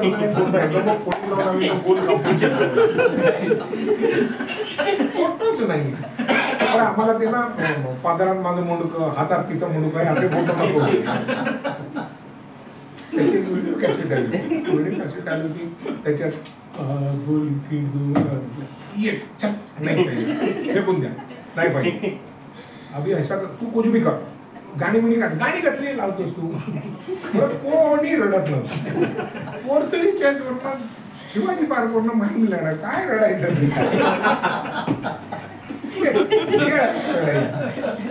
साधं लग्न आहे, साधं साऱ्या माणसासारखं जगलं पाहिजे आपण. हे मी अजूनही आरामात जगू शकतो ना, काय करायचं त्याला. इतकं साधनपणे जगतो मी की व्हॉट्सअप वापरत नाही, इंस्टाग्राम वापरत नाही, वापरतच नाही. काही त्रास होत नाही. जे वापरतात ते म्हणतात तू वापरू नको, नाही तसं कुसुम बनवणं झालं. मग इकडे मालिका आभाळमया होती, पराकोटीच्या लोकप्रिय केलं गेली. आणि तेव्हापासून मला सुकन्याचा नवरा म्हणून ओळखतात. ते त्या मालिकेपासून त्याच्यावर शिक्कामोर्तब झालं, तिचा नवरा. कारण ती निसंशयपणे माझ्यापेक्षा चांगली अभिनेत्री, माणूस तर खूपच चांगली आहे माझ्यापेक्षा. आणि अशा पद्धतीने मग आम्हाला मुलगी झाली. मग नाटकं चालू होती. मग म्हणून म्हटलं का 45 आपण काहीतरी लिहूया. म्हणून एक नाटक होतं आपलं भाऊ असं आहे नावाचं. ते जरा संत होतं. ते अमोल पालेकरने केलं होतं त्यामुळे अजून थोडं संत झालं होतं. त्याच्याचा अभिनयाचा पोट आहे तोही एक प्रकार आहे म्हणजे टीकाचं नाही पण संत आहे जरा. तो म्हटलं अरे आताच्या काळात ते नाही चाललं आपण हे बदलून घेतलं तर जरा मनोहर काटदरेंचं आपण बोलूया. दामू काकाने ते दिग्दर्शन केलं होतं. मला दामू काका ते आपलं पण असं आटा होणार आहे काय भाव म्हटलं तेच मला म्हणायचं की नवीन पद्धतीने मनोहरला सांगायचं नाही आता नाही म्हणा मी प्रयत्न करू तुम्ही बोला त्यांच्याशी. हो मला आजही आठवत नाही की मी ते कसं लिहिलं की ते झपाटल्यासारखं लिहित होतं. मला आजही आठवत नाही. मी ते 6 दिवसात अख्खं नाटक लिहिलं. पहिला खरडा म्हणतात म्हटलं धमक का काटदरेंना हां संध्याकाळी आपण आणि संध्याकाळी गेलो स्क्रिप्ट दिलं वाचून हा मोठा तो अरे माझं नाटक नाही काय माझं खूप वेगळं होतं हे तुझं वेगळं नाटक आहे तू कर ते. पण मी जेव्हा ते केलं तेव्हा मूळ लेखक मनोहर काटदरे नाट्य रूपांतर संजय मुने असं केलं आणि मला जी काही त्याचं मानधन मिळत होतं त्यातला जास्त टक्के हे मी त्यांना द्यायचो आणि कमी टक्के मी घेतो. त्यातून जेव्हा त्याचं हे झालं व्हिडिओ केला गेला तेव्हा सुद्धा त्यांना मी जास्त पैसे द्यायचो कारण त्यांच्या नाटकावर मी घेतले नव्हते. पण त्या माणसाचा मोठेपणा एवढा की त्याने ते मला करायला दिलं. त्या दरम्यान एक सिनेमा लिहिला होता जो गौतम जोगळेकरनी दिग्दर्शित केला पक पक पका त्याचं संवाद मी लिहिलं. तो सिनेमा फार सुंदर झाला होता आणि त्याने तो छान केला होता. तिथून मग मला वाटायला लागलं की आपण लिहायला पाहिजे. त्याच्या आधी ती श्रुती मुजुमदार म्हणून माझी एक मैत्रीण होती ती मुंबई टाइम्सची तेव्हाची तिने मला एक आर्टिकल त्याच्यात स्तंभ लिहायला सांगितलं मग तो लिहू लागलो. मग षटकारमध्ये एक वर्षभर लिहिलं. मग पुढे नेहमीप्रमाणे त्यांच्या माझे थोडेसे नको हे वगैरे झाले पण एका अर्थाने मी लिहू लागलो. माझे वडील ज्योतिष बघायचे ना किंवा त्याने मला सांगितलं हे सोड रे ऍक्टिंग विक्टिंग ते काय होणार नाही पण लेखन कर पेपर काढा. बाबा 5 नाटकं चालू आहेत म्हणजे 5 ते 10 चालू ते होणार नसेल. मी करत राहिलो एका बाजूने लिहित राहिलो. मग पुढे माझे वडील गेल्यानंतर सुरेश खरे बाबांचे खूप जवळचे मित्र ते येऊन म्हणाले अरे चांगलं लिहितो सांगू बरं. बाबांना माहिती होतं तू लिहिणार आहेस हो मला म्हणायचे. मग त्यांनी कसं सांगितलेलं तुला नाही सांगितलं. म्हटलं काय ते म्हणाले तू लिहील पण मी गेल्यानंतरच तो लिहील त्याशिवाय तू लिहिणार नाही. आणि माझे वडील 12 जुलैला गेले आणि 17 जुलैला माझा पहिला कॉलम येऊ लागला. तो आजपर्यंत मग लोकमत झालं सकाळ झालं सगळं तर ते मग ते पिक्चरला मग हम तो तेरे आशिक आहे त्याचं नाव ठेवलं. त्याच्यानं हिंदी नाव का ठेवलं काहीतरी गंमत आहे त्या हिंदी भाषेत काहीतरी गंमत आहे की म्हटलं मुहाबत ही न जो समजे वो जालिम प्यार क्या जाने मराठीत कसं येणार म्हटलं आहे ते पण ओळखलं मोहब्बत म्हणजे प्यार ना पण मोहब्बत ही न जो समजे वो जालिम प्यार क्या जाने मराठीत कसं होणार. तसं मराठीतून तुम्ही सांगू शकता होणार नाही हिंदीमध्ये पण कसं होणार.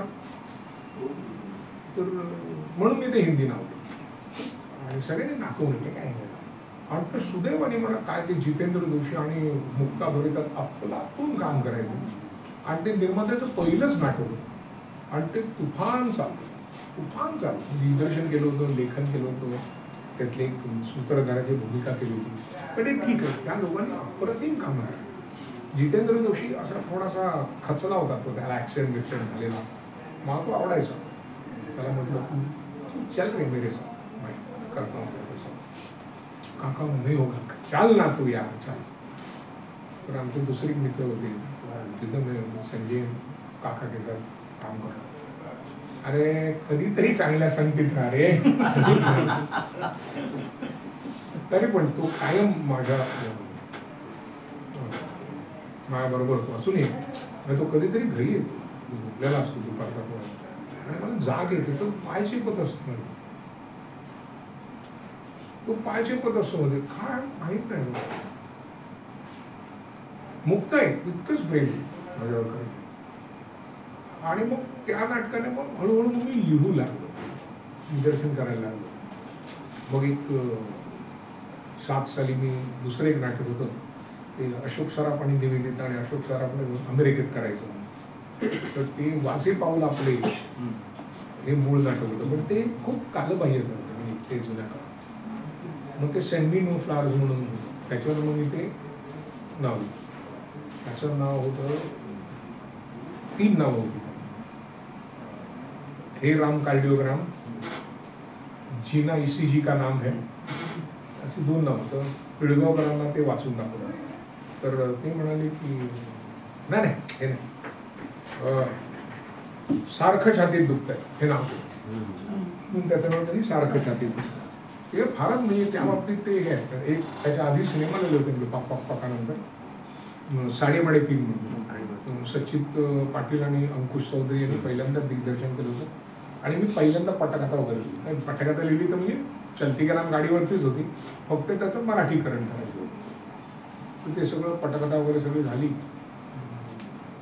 पण सचिन सरांना वाचून दाखवलं, आपली ओळख आहे पण एवढा मोठा माणूस, या ना या या या, वेळ काढून द्या आणि आरामसे मस्तपैकी विलाम, गुड फूड अँड एव्हरीथिंग. आवडला नाही तर बघूया नंतर. तर नंतर गेलं आणि सगळं ऐकलं.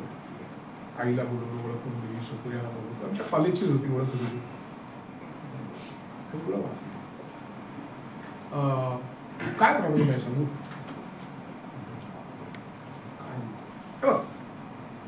जमलं उत्तम.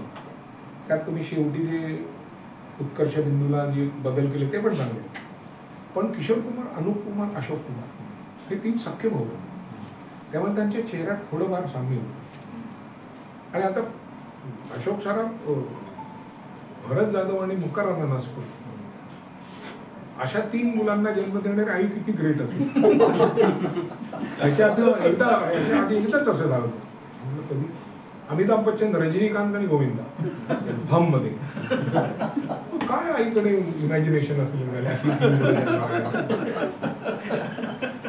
मग ते कसं भाऊ वाटणार?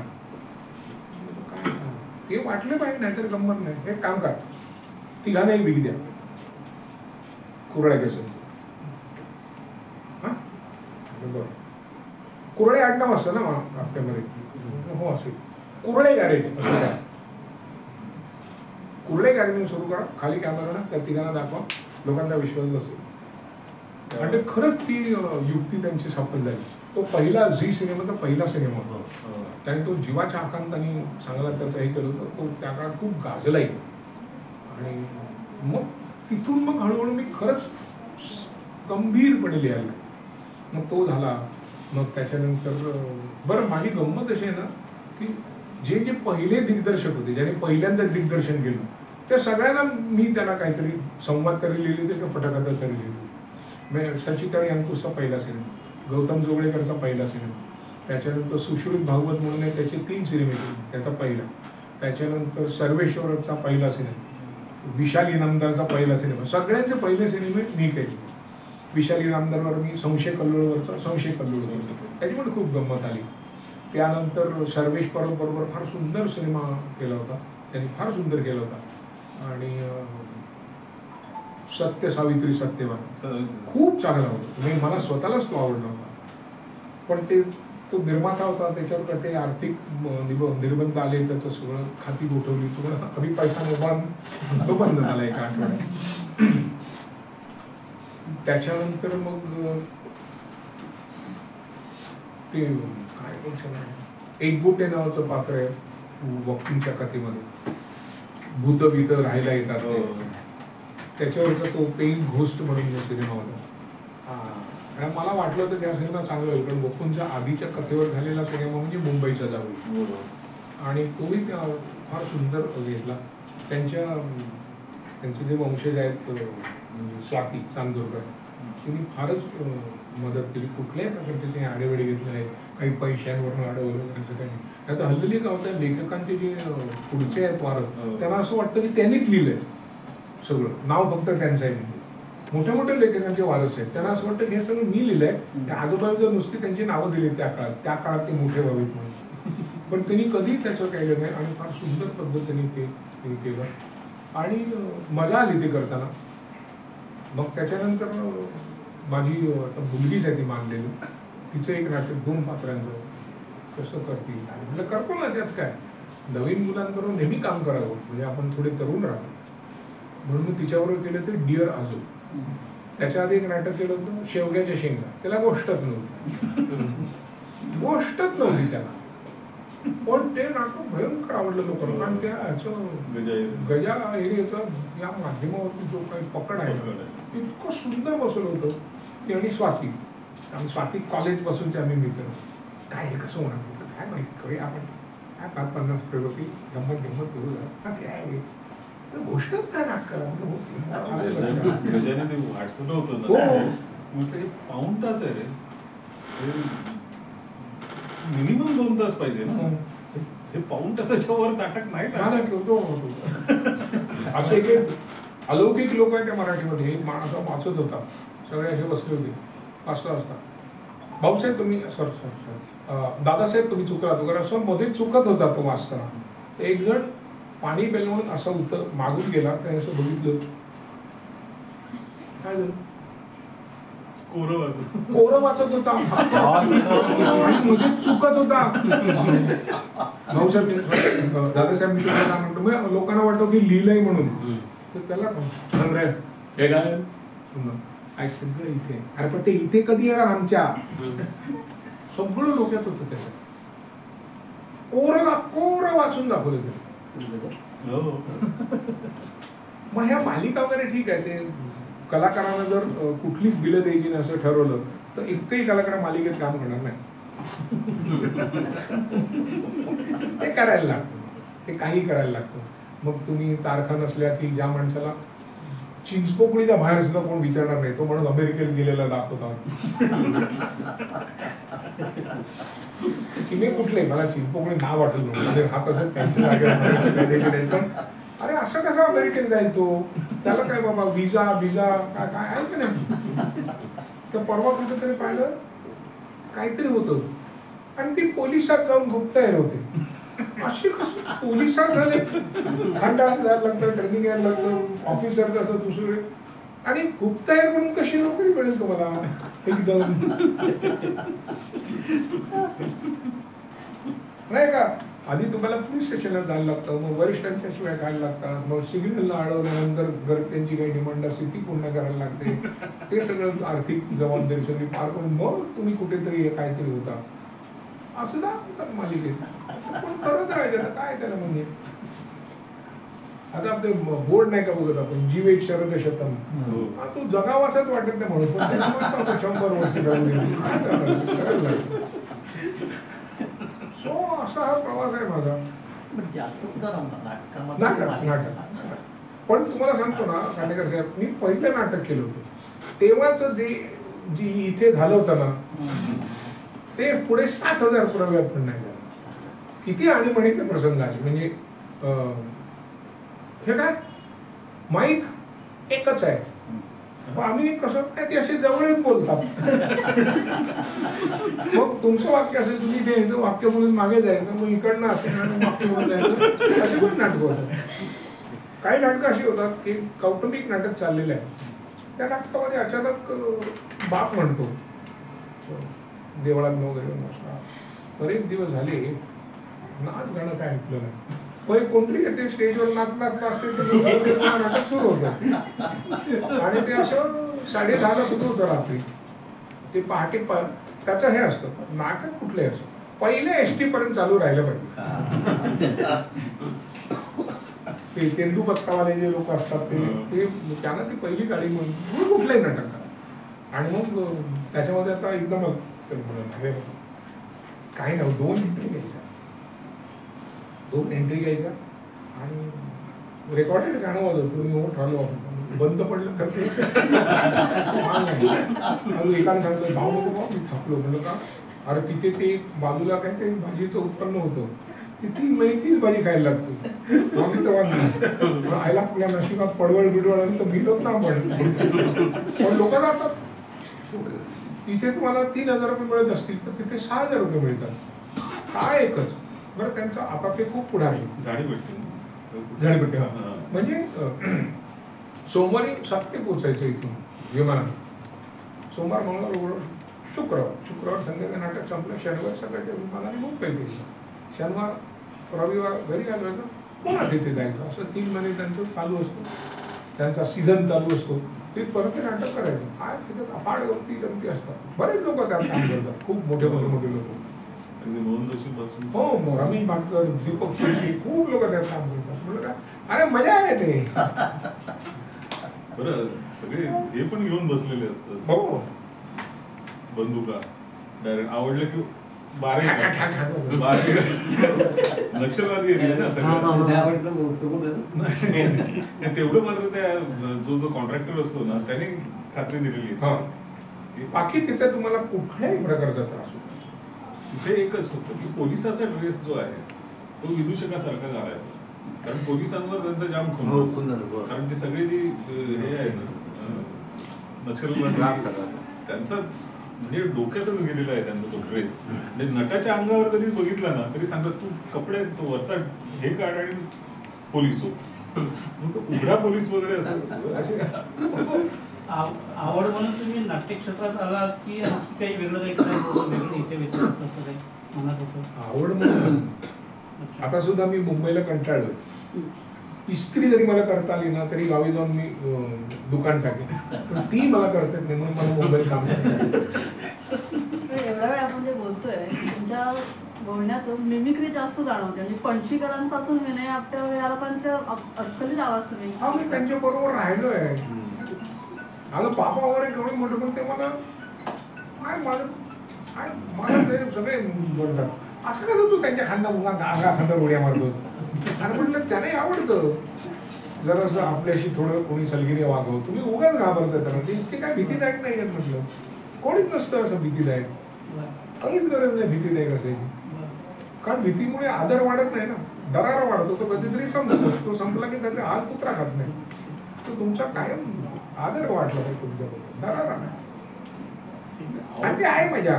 संजयने स्वतःची संस्था स्थापन केली नाही आणि एवढ्या सगळ्या लोकांच्या ह्याच्यावर ते फार वेगळं आहे. त्याचं वेगळं आहे. व्यवसाय हा फार वेगळा आहे. पण मनात आलं तर कधी असं व्यवसाय हा आता हे मोठ्या मोठ्या खेळाडूंच्या संघटना आहेत. तिथे लोक म्हणतात आता हे राजकारणी लोक काय करत चालवून दाखवा 3 दिवस खेळाडू घेऊन 50 लोक येतात. त्याला कसे तुम्ही हाताळणार? इथे तेच लोक पाहिजे ज्याचा जनसंपर्क दांडगा आहे, ज्यांना एका प्रश्नाला 3 उत्तर सुचतात, देता येतात आणि ती 3ही खरी आहेत असं भासवता येतं. असेच लोक पाहिजेत तिथे. खेळाडूंना देऊन खेळखंड पाहिजे त्याचा. हा, ते खेळाडू क्रिकेट वीक पॉइंट भयंकर. म्हणजे मला कधी कधी कळत नाही मला नाटक आवडतं का क्रिकेट. इतकं मला क्रिकेट आवडतं. कारण शिवाजी पार्क इकडे सगळं बघितलेलं आहे. वाडेकरांपासून ते सुनील गावस्कर पासून एकनाथ सोलकर, पार्थसारथी शर्मा, रमाकांत देसाई सगळे तिथे. रमाकांत देसाई आम्ही फार लहान होतो तेव्हा, पण सगळे मोठे मोठे क्रिकेटर सचिन तेंडुलकर, विनोद कांबळी, मयूर कदरेकर, दिलीप वेंगसरकर, मांजरेकर काही लोक बघितले. एडेकर वगैरे ही सगळी. अरे एडेकर तर खूप खूप मोठा खेळाडू होऊ शकला. असं दुर्दैव त्याचं परिस्थितीमुळे त्याचं असं झालं. नाहीतर एक संधी त्याला अजून मिळाली असती ना तर तो खूप मोठा खेळाडू झाला. खूप चांगला खेळाडू. षटकांमध्ये जे लिहायचं ते याविषयी क्रिकेट त्याचं चायनामन असं नाव होतं त्या सागराचं. चायनामन म्हणजे डाव्या हाताने जो लेग ब्रेक टाकतो. मग कुलदीप यादव जो आता टीम मध्ये आपल्या तो चायनामन बॉलर म्हणतात त्याला. ते जरा कमी असतात संख्येने जगात. आणि आता पुढे मग लग्न झालं. मग मला मुलगी झाली. तिचं नाव जुलिया आहे. लोकांना आश्चर्य वाटतं जुलिया का. कारण 2. एक म्हणजे जुलिया रॉबर्ट्स मला फार आवडते. आणि ती का आवडते तर हॉलिवूडमध्ये जिथे पुरुषांचं प्राबल्य आहे तिथे ती पहिली स्त्री अभिनेत्री असेल की जिला पुरुषापेक्षा जास्त पैसे मिळतात. आणि दुसरी गोष्ट म्हणजे मला सांगितलं होतं की सीझर करायला लागेल बायकोचं. तर म्हटलं आपण जुलियस नाव देऊ. म्हणजे हा कोण सीझर करून झालेला तो जुलियस. तर ती म्हणाली, "तू मुलगी झाली तर मग आपलं ठरलं काय म्हटलं जुलिया म्हणून." तिला कोणी विचारलं असं जुलिया असं काय नाव ठेवलं, ते त्याची आवड आहे. त्याला सांगितलंच नाही, नको त्यांनी माती असं नाव ठेवलं असतं तर मग चांगलं उत्तम आहे.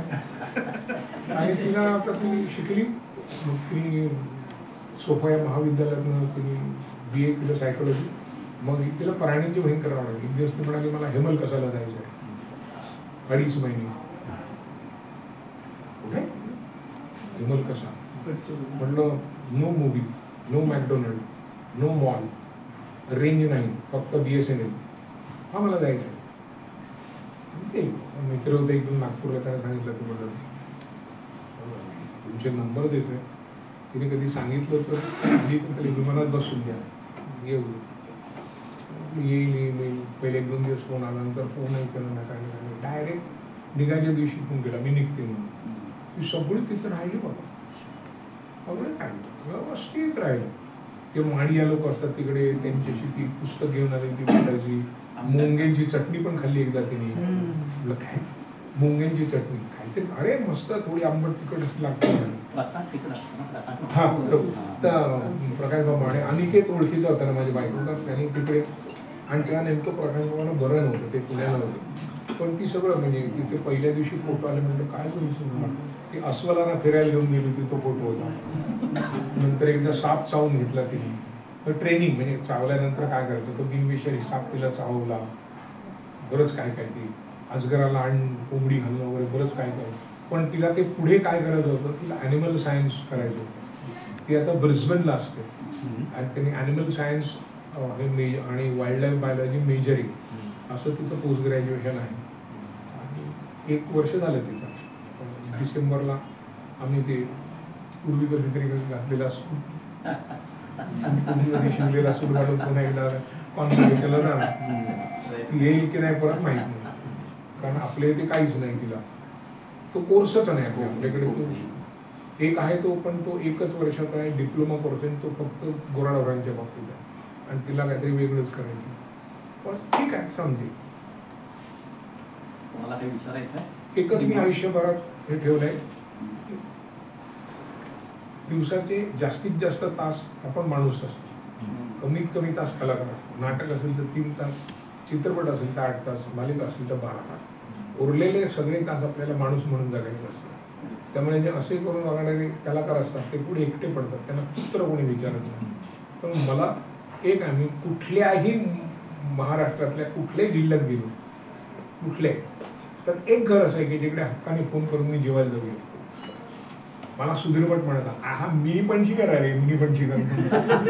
कारण बाबांची म्हणजे अरे बापरे. नागपूरला एकदा मी गेलो होतो, एक बाई आल्या, मागच्या वेळी तुम्ही आला होता ना, ती मेथी नव्हती, आता मेथी घेऊन आले. कधी आला होता तुम्ही? गेल्या वर्षी. तू लक्षात ठेवून असे डबे यायचे, मग आपले थोडंसं असं घ्यायचे ना, बाकीच्यांना द्यायची. काय माणसं कुठून काय काय त्यांनी गोळा केली, कमाल आहे बाबा. ऑपरेशन वगैरे झालं तर माझं काय करतो म्हटलं, होतं काय काय होत नाही रे, मी आता काम करतो हळूहळू कळते. मग एक सर्व ठेवून द्यायची. म्हणतात ना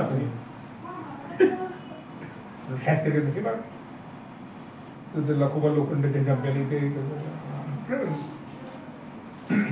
2 मिनिटात ताबे मला.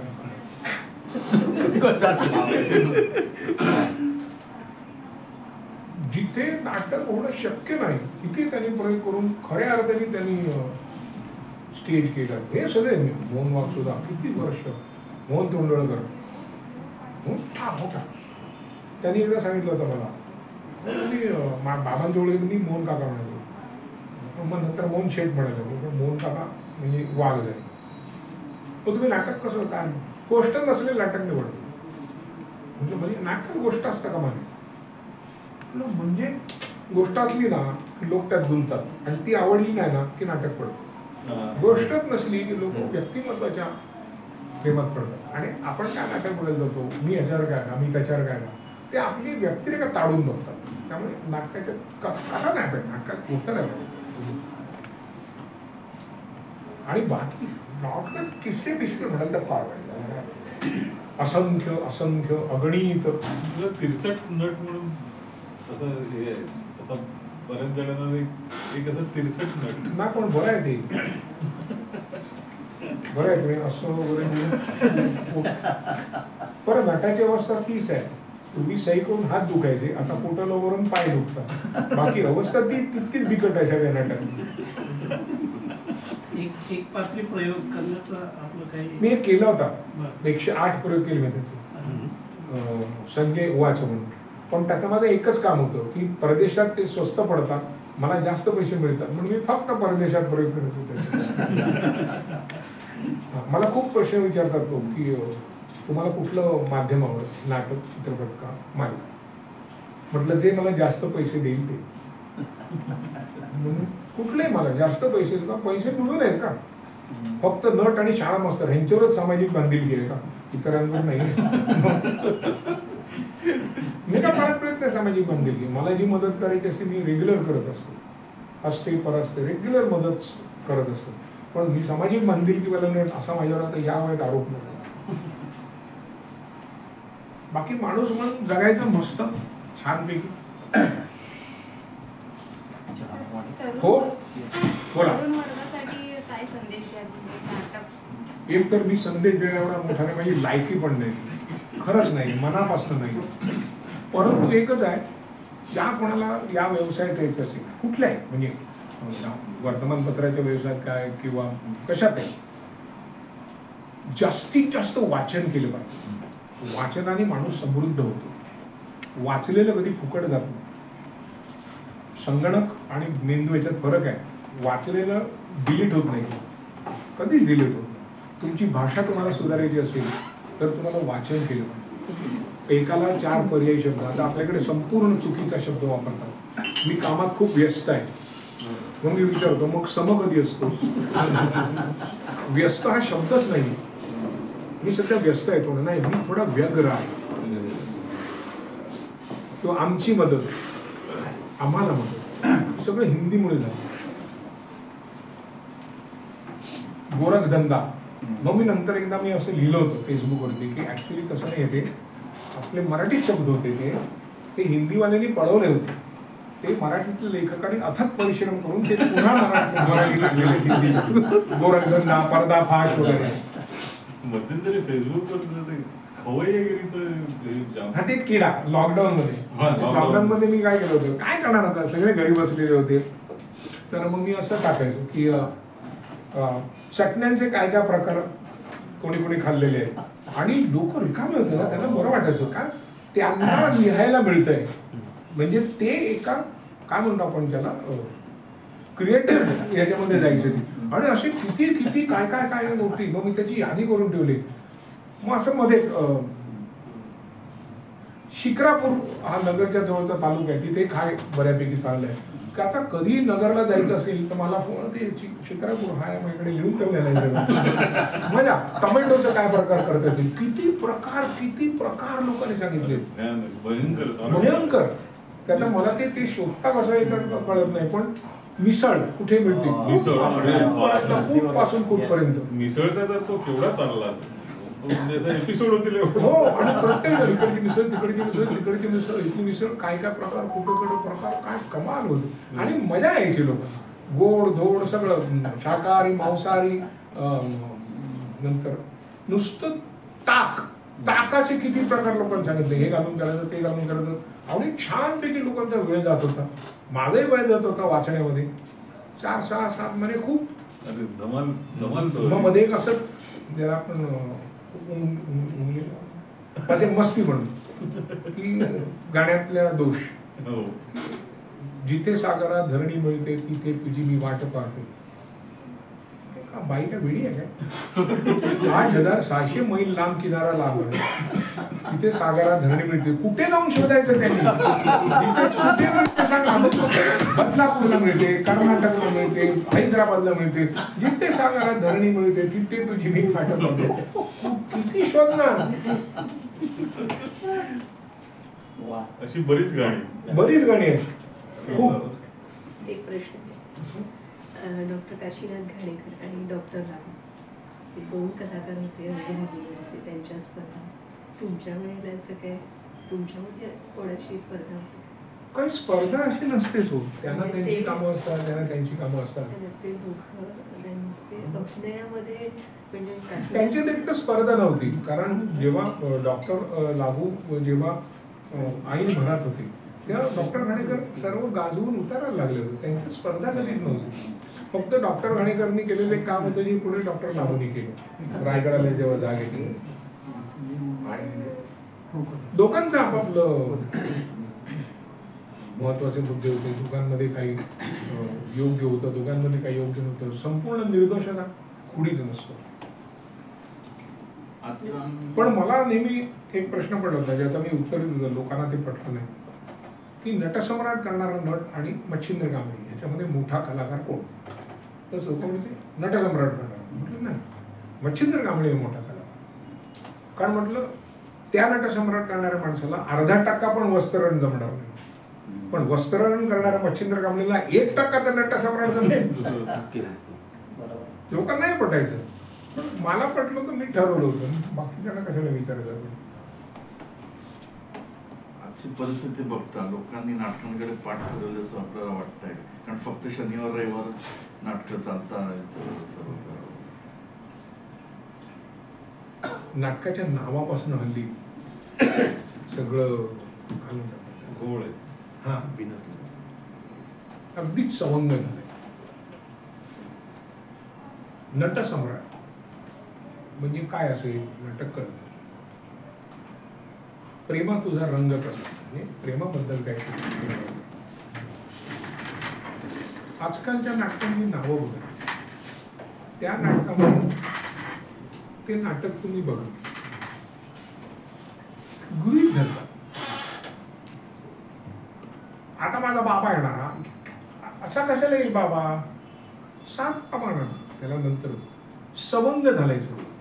तुकड्या तुकड्यात नाटक होतं. अख्ख्या नाटकाची गोष्ट, नाटकाचं अख्खं नाटक बघितल्याचं समाधान आहे. त्याच्यात लोक म्हणतात की नाही ते साडे एवढं मोठं कोण बनणार. हिमालयाची सावली 3 तास 25 मिनिटं प्रयोग व्हायचा. आत्ता शरद करायचं तेव्हा मी बघितलं 2-3 वेळाला माझा प्रयोग होता. त्याच्या आधी त्यांचा होता. 90% पेक्षा जास्त प्रेक्षागृह भरलेलं होतं. लोकांनी वाईट नाटकाकडे पाठ फिरवली, चांगल्या नाटकाकडे पाठ नाही फिरवली. पण वाईट नाटकं जास्ती आहे म्हणून आपल्याला वाटतं की लोकांनी नाटकाकडे पाठ फिरवली. अजूनही उमेशचं नाटक चालतं काय केलं अजूनही चालतंय. नथुराम 25 वर्ष करतोय की तो. किती लोकांना पटेल, किती लोकांना पटणार नाही नथुरामची बाजू. मला व्यक्तिशा पटणार नाही पण तो करतो.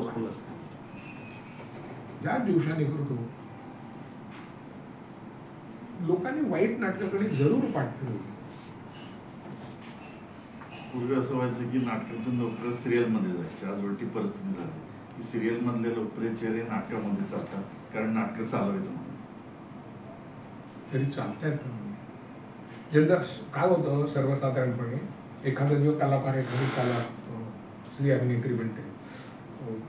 मला किती दिवसापासून मराठी खुणावत होती तेव्हा समजत तिचा हिंदीतला बाजार उठलाय. इतके दिवस तुला खुणा नाही दिसले मराठी.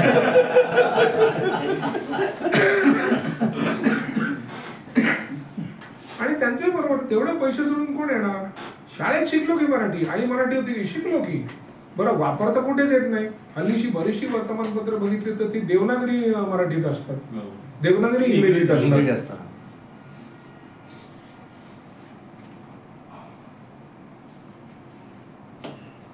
नाट्यगृहांबद्दल काय तुम्हाला वाटतं? कारण नाट्यगृहांबद्दल सुद्धा बरीच बोंबाबोंब आहे. सर्व कलाकारांचा बहिष्कार काय आहे. पूर्वीच्या काळामध्ये ज्या पद्धतीच्या प्रेक्षागृहासमोर लोकांनी कामं केलेत ना त्या मानाने खूपच चांगलं. आम्ही सुद्धा एकेकाळी रंगमंचाच्या वरती असलेल्या खोल्यांमध्ये राहिलेलो आहे. बहिष्कार सत्र आता काय होतं, आता अपेक्षा वाढल्या अपेक्षा वाढल्या. सवयी तेवढ्या मोठ्या मोठ्या हॉटेलमधून लोक उतरतात. विमानाने जातात, अमुक करतात, अमुक करतात. त्या निर्माते कारणीभूत आहेत, कलाकारही कारणीभूत आहेत. त्यांनी ठरवलं पाहिजे ना की नाही करायचं, नाही करायचं.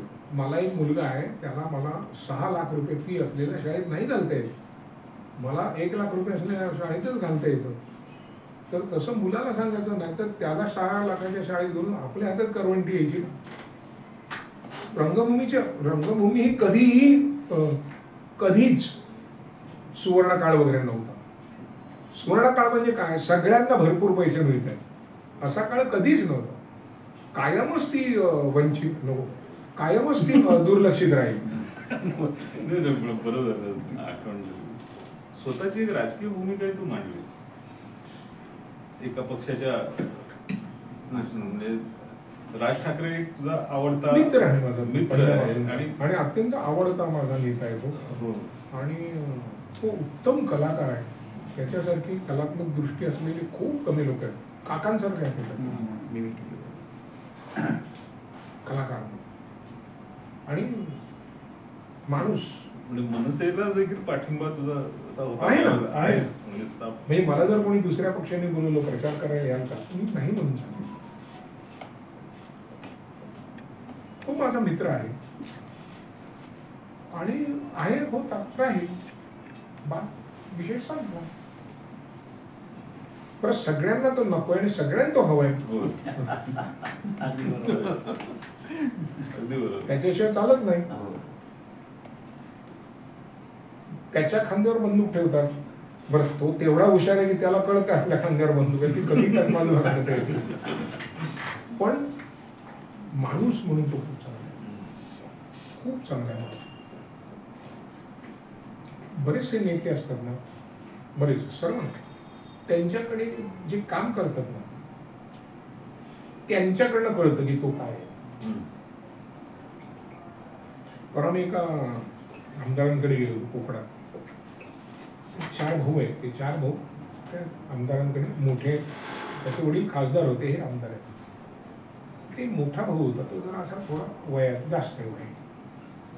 तर तो त्याच्या साहेबांबरोबर बोलताना डोळ्यात पाणी आलं त्याच्या. आता म्हणाले नाही पण काय होते आयुष्यात, म्हणाला कधीही त्याने आम्हाला ड्रायव्हर सारखं वागलं नाही. कधी जागा असली, आम्ही खोलीत असो, आम्हाला लाज वाटायची ते बाजूच्या पाठवर झोपा म्हणून, पण आम्ही खाली जाऊन झोपायचो आणि ते तिकडे झोपायचो. पाणी आलं त्याच्या डोळ्यात. त्या आमदारांचा मुलगा तो एका समारंभाला गेलो होतो. तो एका कोपऱ्यात असा उभा होता मित्रांच्या बरोबर. त्याला कोणी साहेब म्हणत होतं, दादा म्हणत नव्हतं, भैया म्हणत नव्हतं, काही म्हणत नव्हतं. त्याला त्याच्या नावाने हाक मारत होते. त्यांच्याकडे ड्रायव्हर सुद्धा. तो आता माझ्या मुलीच्या बरोबर शिकायला आहे गडचिरोलीला, त्याच्याकडे गाडी आहे. तर तो 7-8 दिवसात एकदा सगळ्यांना फोन करतो, कोणाला काय आणायचं आहे का, मी गाडी घेऊन चाललोय. पण जायला पैसे पडतात ना स्टुडंटला. एक तर माझ्याबरोबर चला घेऊन ये का, मला लिस्ट द्या, मी देतो. तो सगळ्यांचं घेऊन येतो सामान. इतकं तो सर्वसामान्य साधा माणूस आहे. असं तर राहताच येतं ना, तसं राहता आलं पाहिजे नाही का. मग मला माझ्या व्यवसायातले फार मित्र कमी आहेत, जवळजवळ नाहीच आहेत. पण माझ्या व्यवसायाच्या बाहेरचे मित्र आहेत. मी एकदा 2009 साली नांदेडला गेलो होतो प्रयोगाला. एक नवरा बायको असे उभे होते. हे शरद काय मस्ती आहे का इकडे. त्याच्या बायकोने असं केलं, धावत आले. तू ओळखलं मला. म्हटलं हो, आपण जेवलो तो त्या मयुरी नावाच्या रेस्टॉरंटमध्ये. कधी 1988 मध्ये. हो, मग त्यानंतर आज भेटतोय आपण. म्हणलं तुझी चूक आहे, मी तुला फोन केला 2-3दा, उचलला नाहीस. तुम्हाला अरे नाही, मी बँकेत होतो ना, मी मॅनेजर म्हणून झालो. आपण गेलो त्याच्यानंतर दुसऱ्या वर्षी म्हणजे ट्रान्सफर झाली. मी अनेक वर्ष, तेव्हा मोबाईल नव्हते ना, मी अनेक वर्ष माझी ट्रान्सफर झाली. मग ट्रान्सफर झाल्यानंतर म्हणाला 2 महिन्यापूर्वी मी इथे आलो. आता शेवटली 2.5 वर्षात. तर मग मला ती सगळीकडे बाहेर राहिल्यामुळे मला आता मिळालं माझ्या चॉईस म्हणून मी नांदेड मागून घेतलं. म्हणून मी इथे आलो. तू मला बरा ओळखला. म्हटलं काय बदल काय झाला तुझ्या. काहीच बदल नाही झाला. तू वेडा झाला माहिती ना. म्हणजे त्याच्यानंतर मग मी अगदीच 8-9 वर्षांनी गेलो होतो, तेव्हा त्याच्याकडे फोन होता. मग त्याला फोन करून बोलवलं. मला वाटलं नव्हतं तू फोन करशील. म्हटलं अरे नंबर घेतात रे, फोन करत. किती लोक आहेत ना. लातूर स्टेशनच्या पायला मला एकजण भेटला. म्हटलं नंद्या, अशी हात मारली. मी अरे तू ना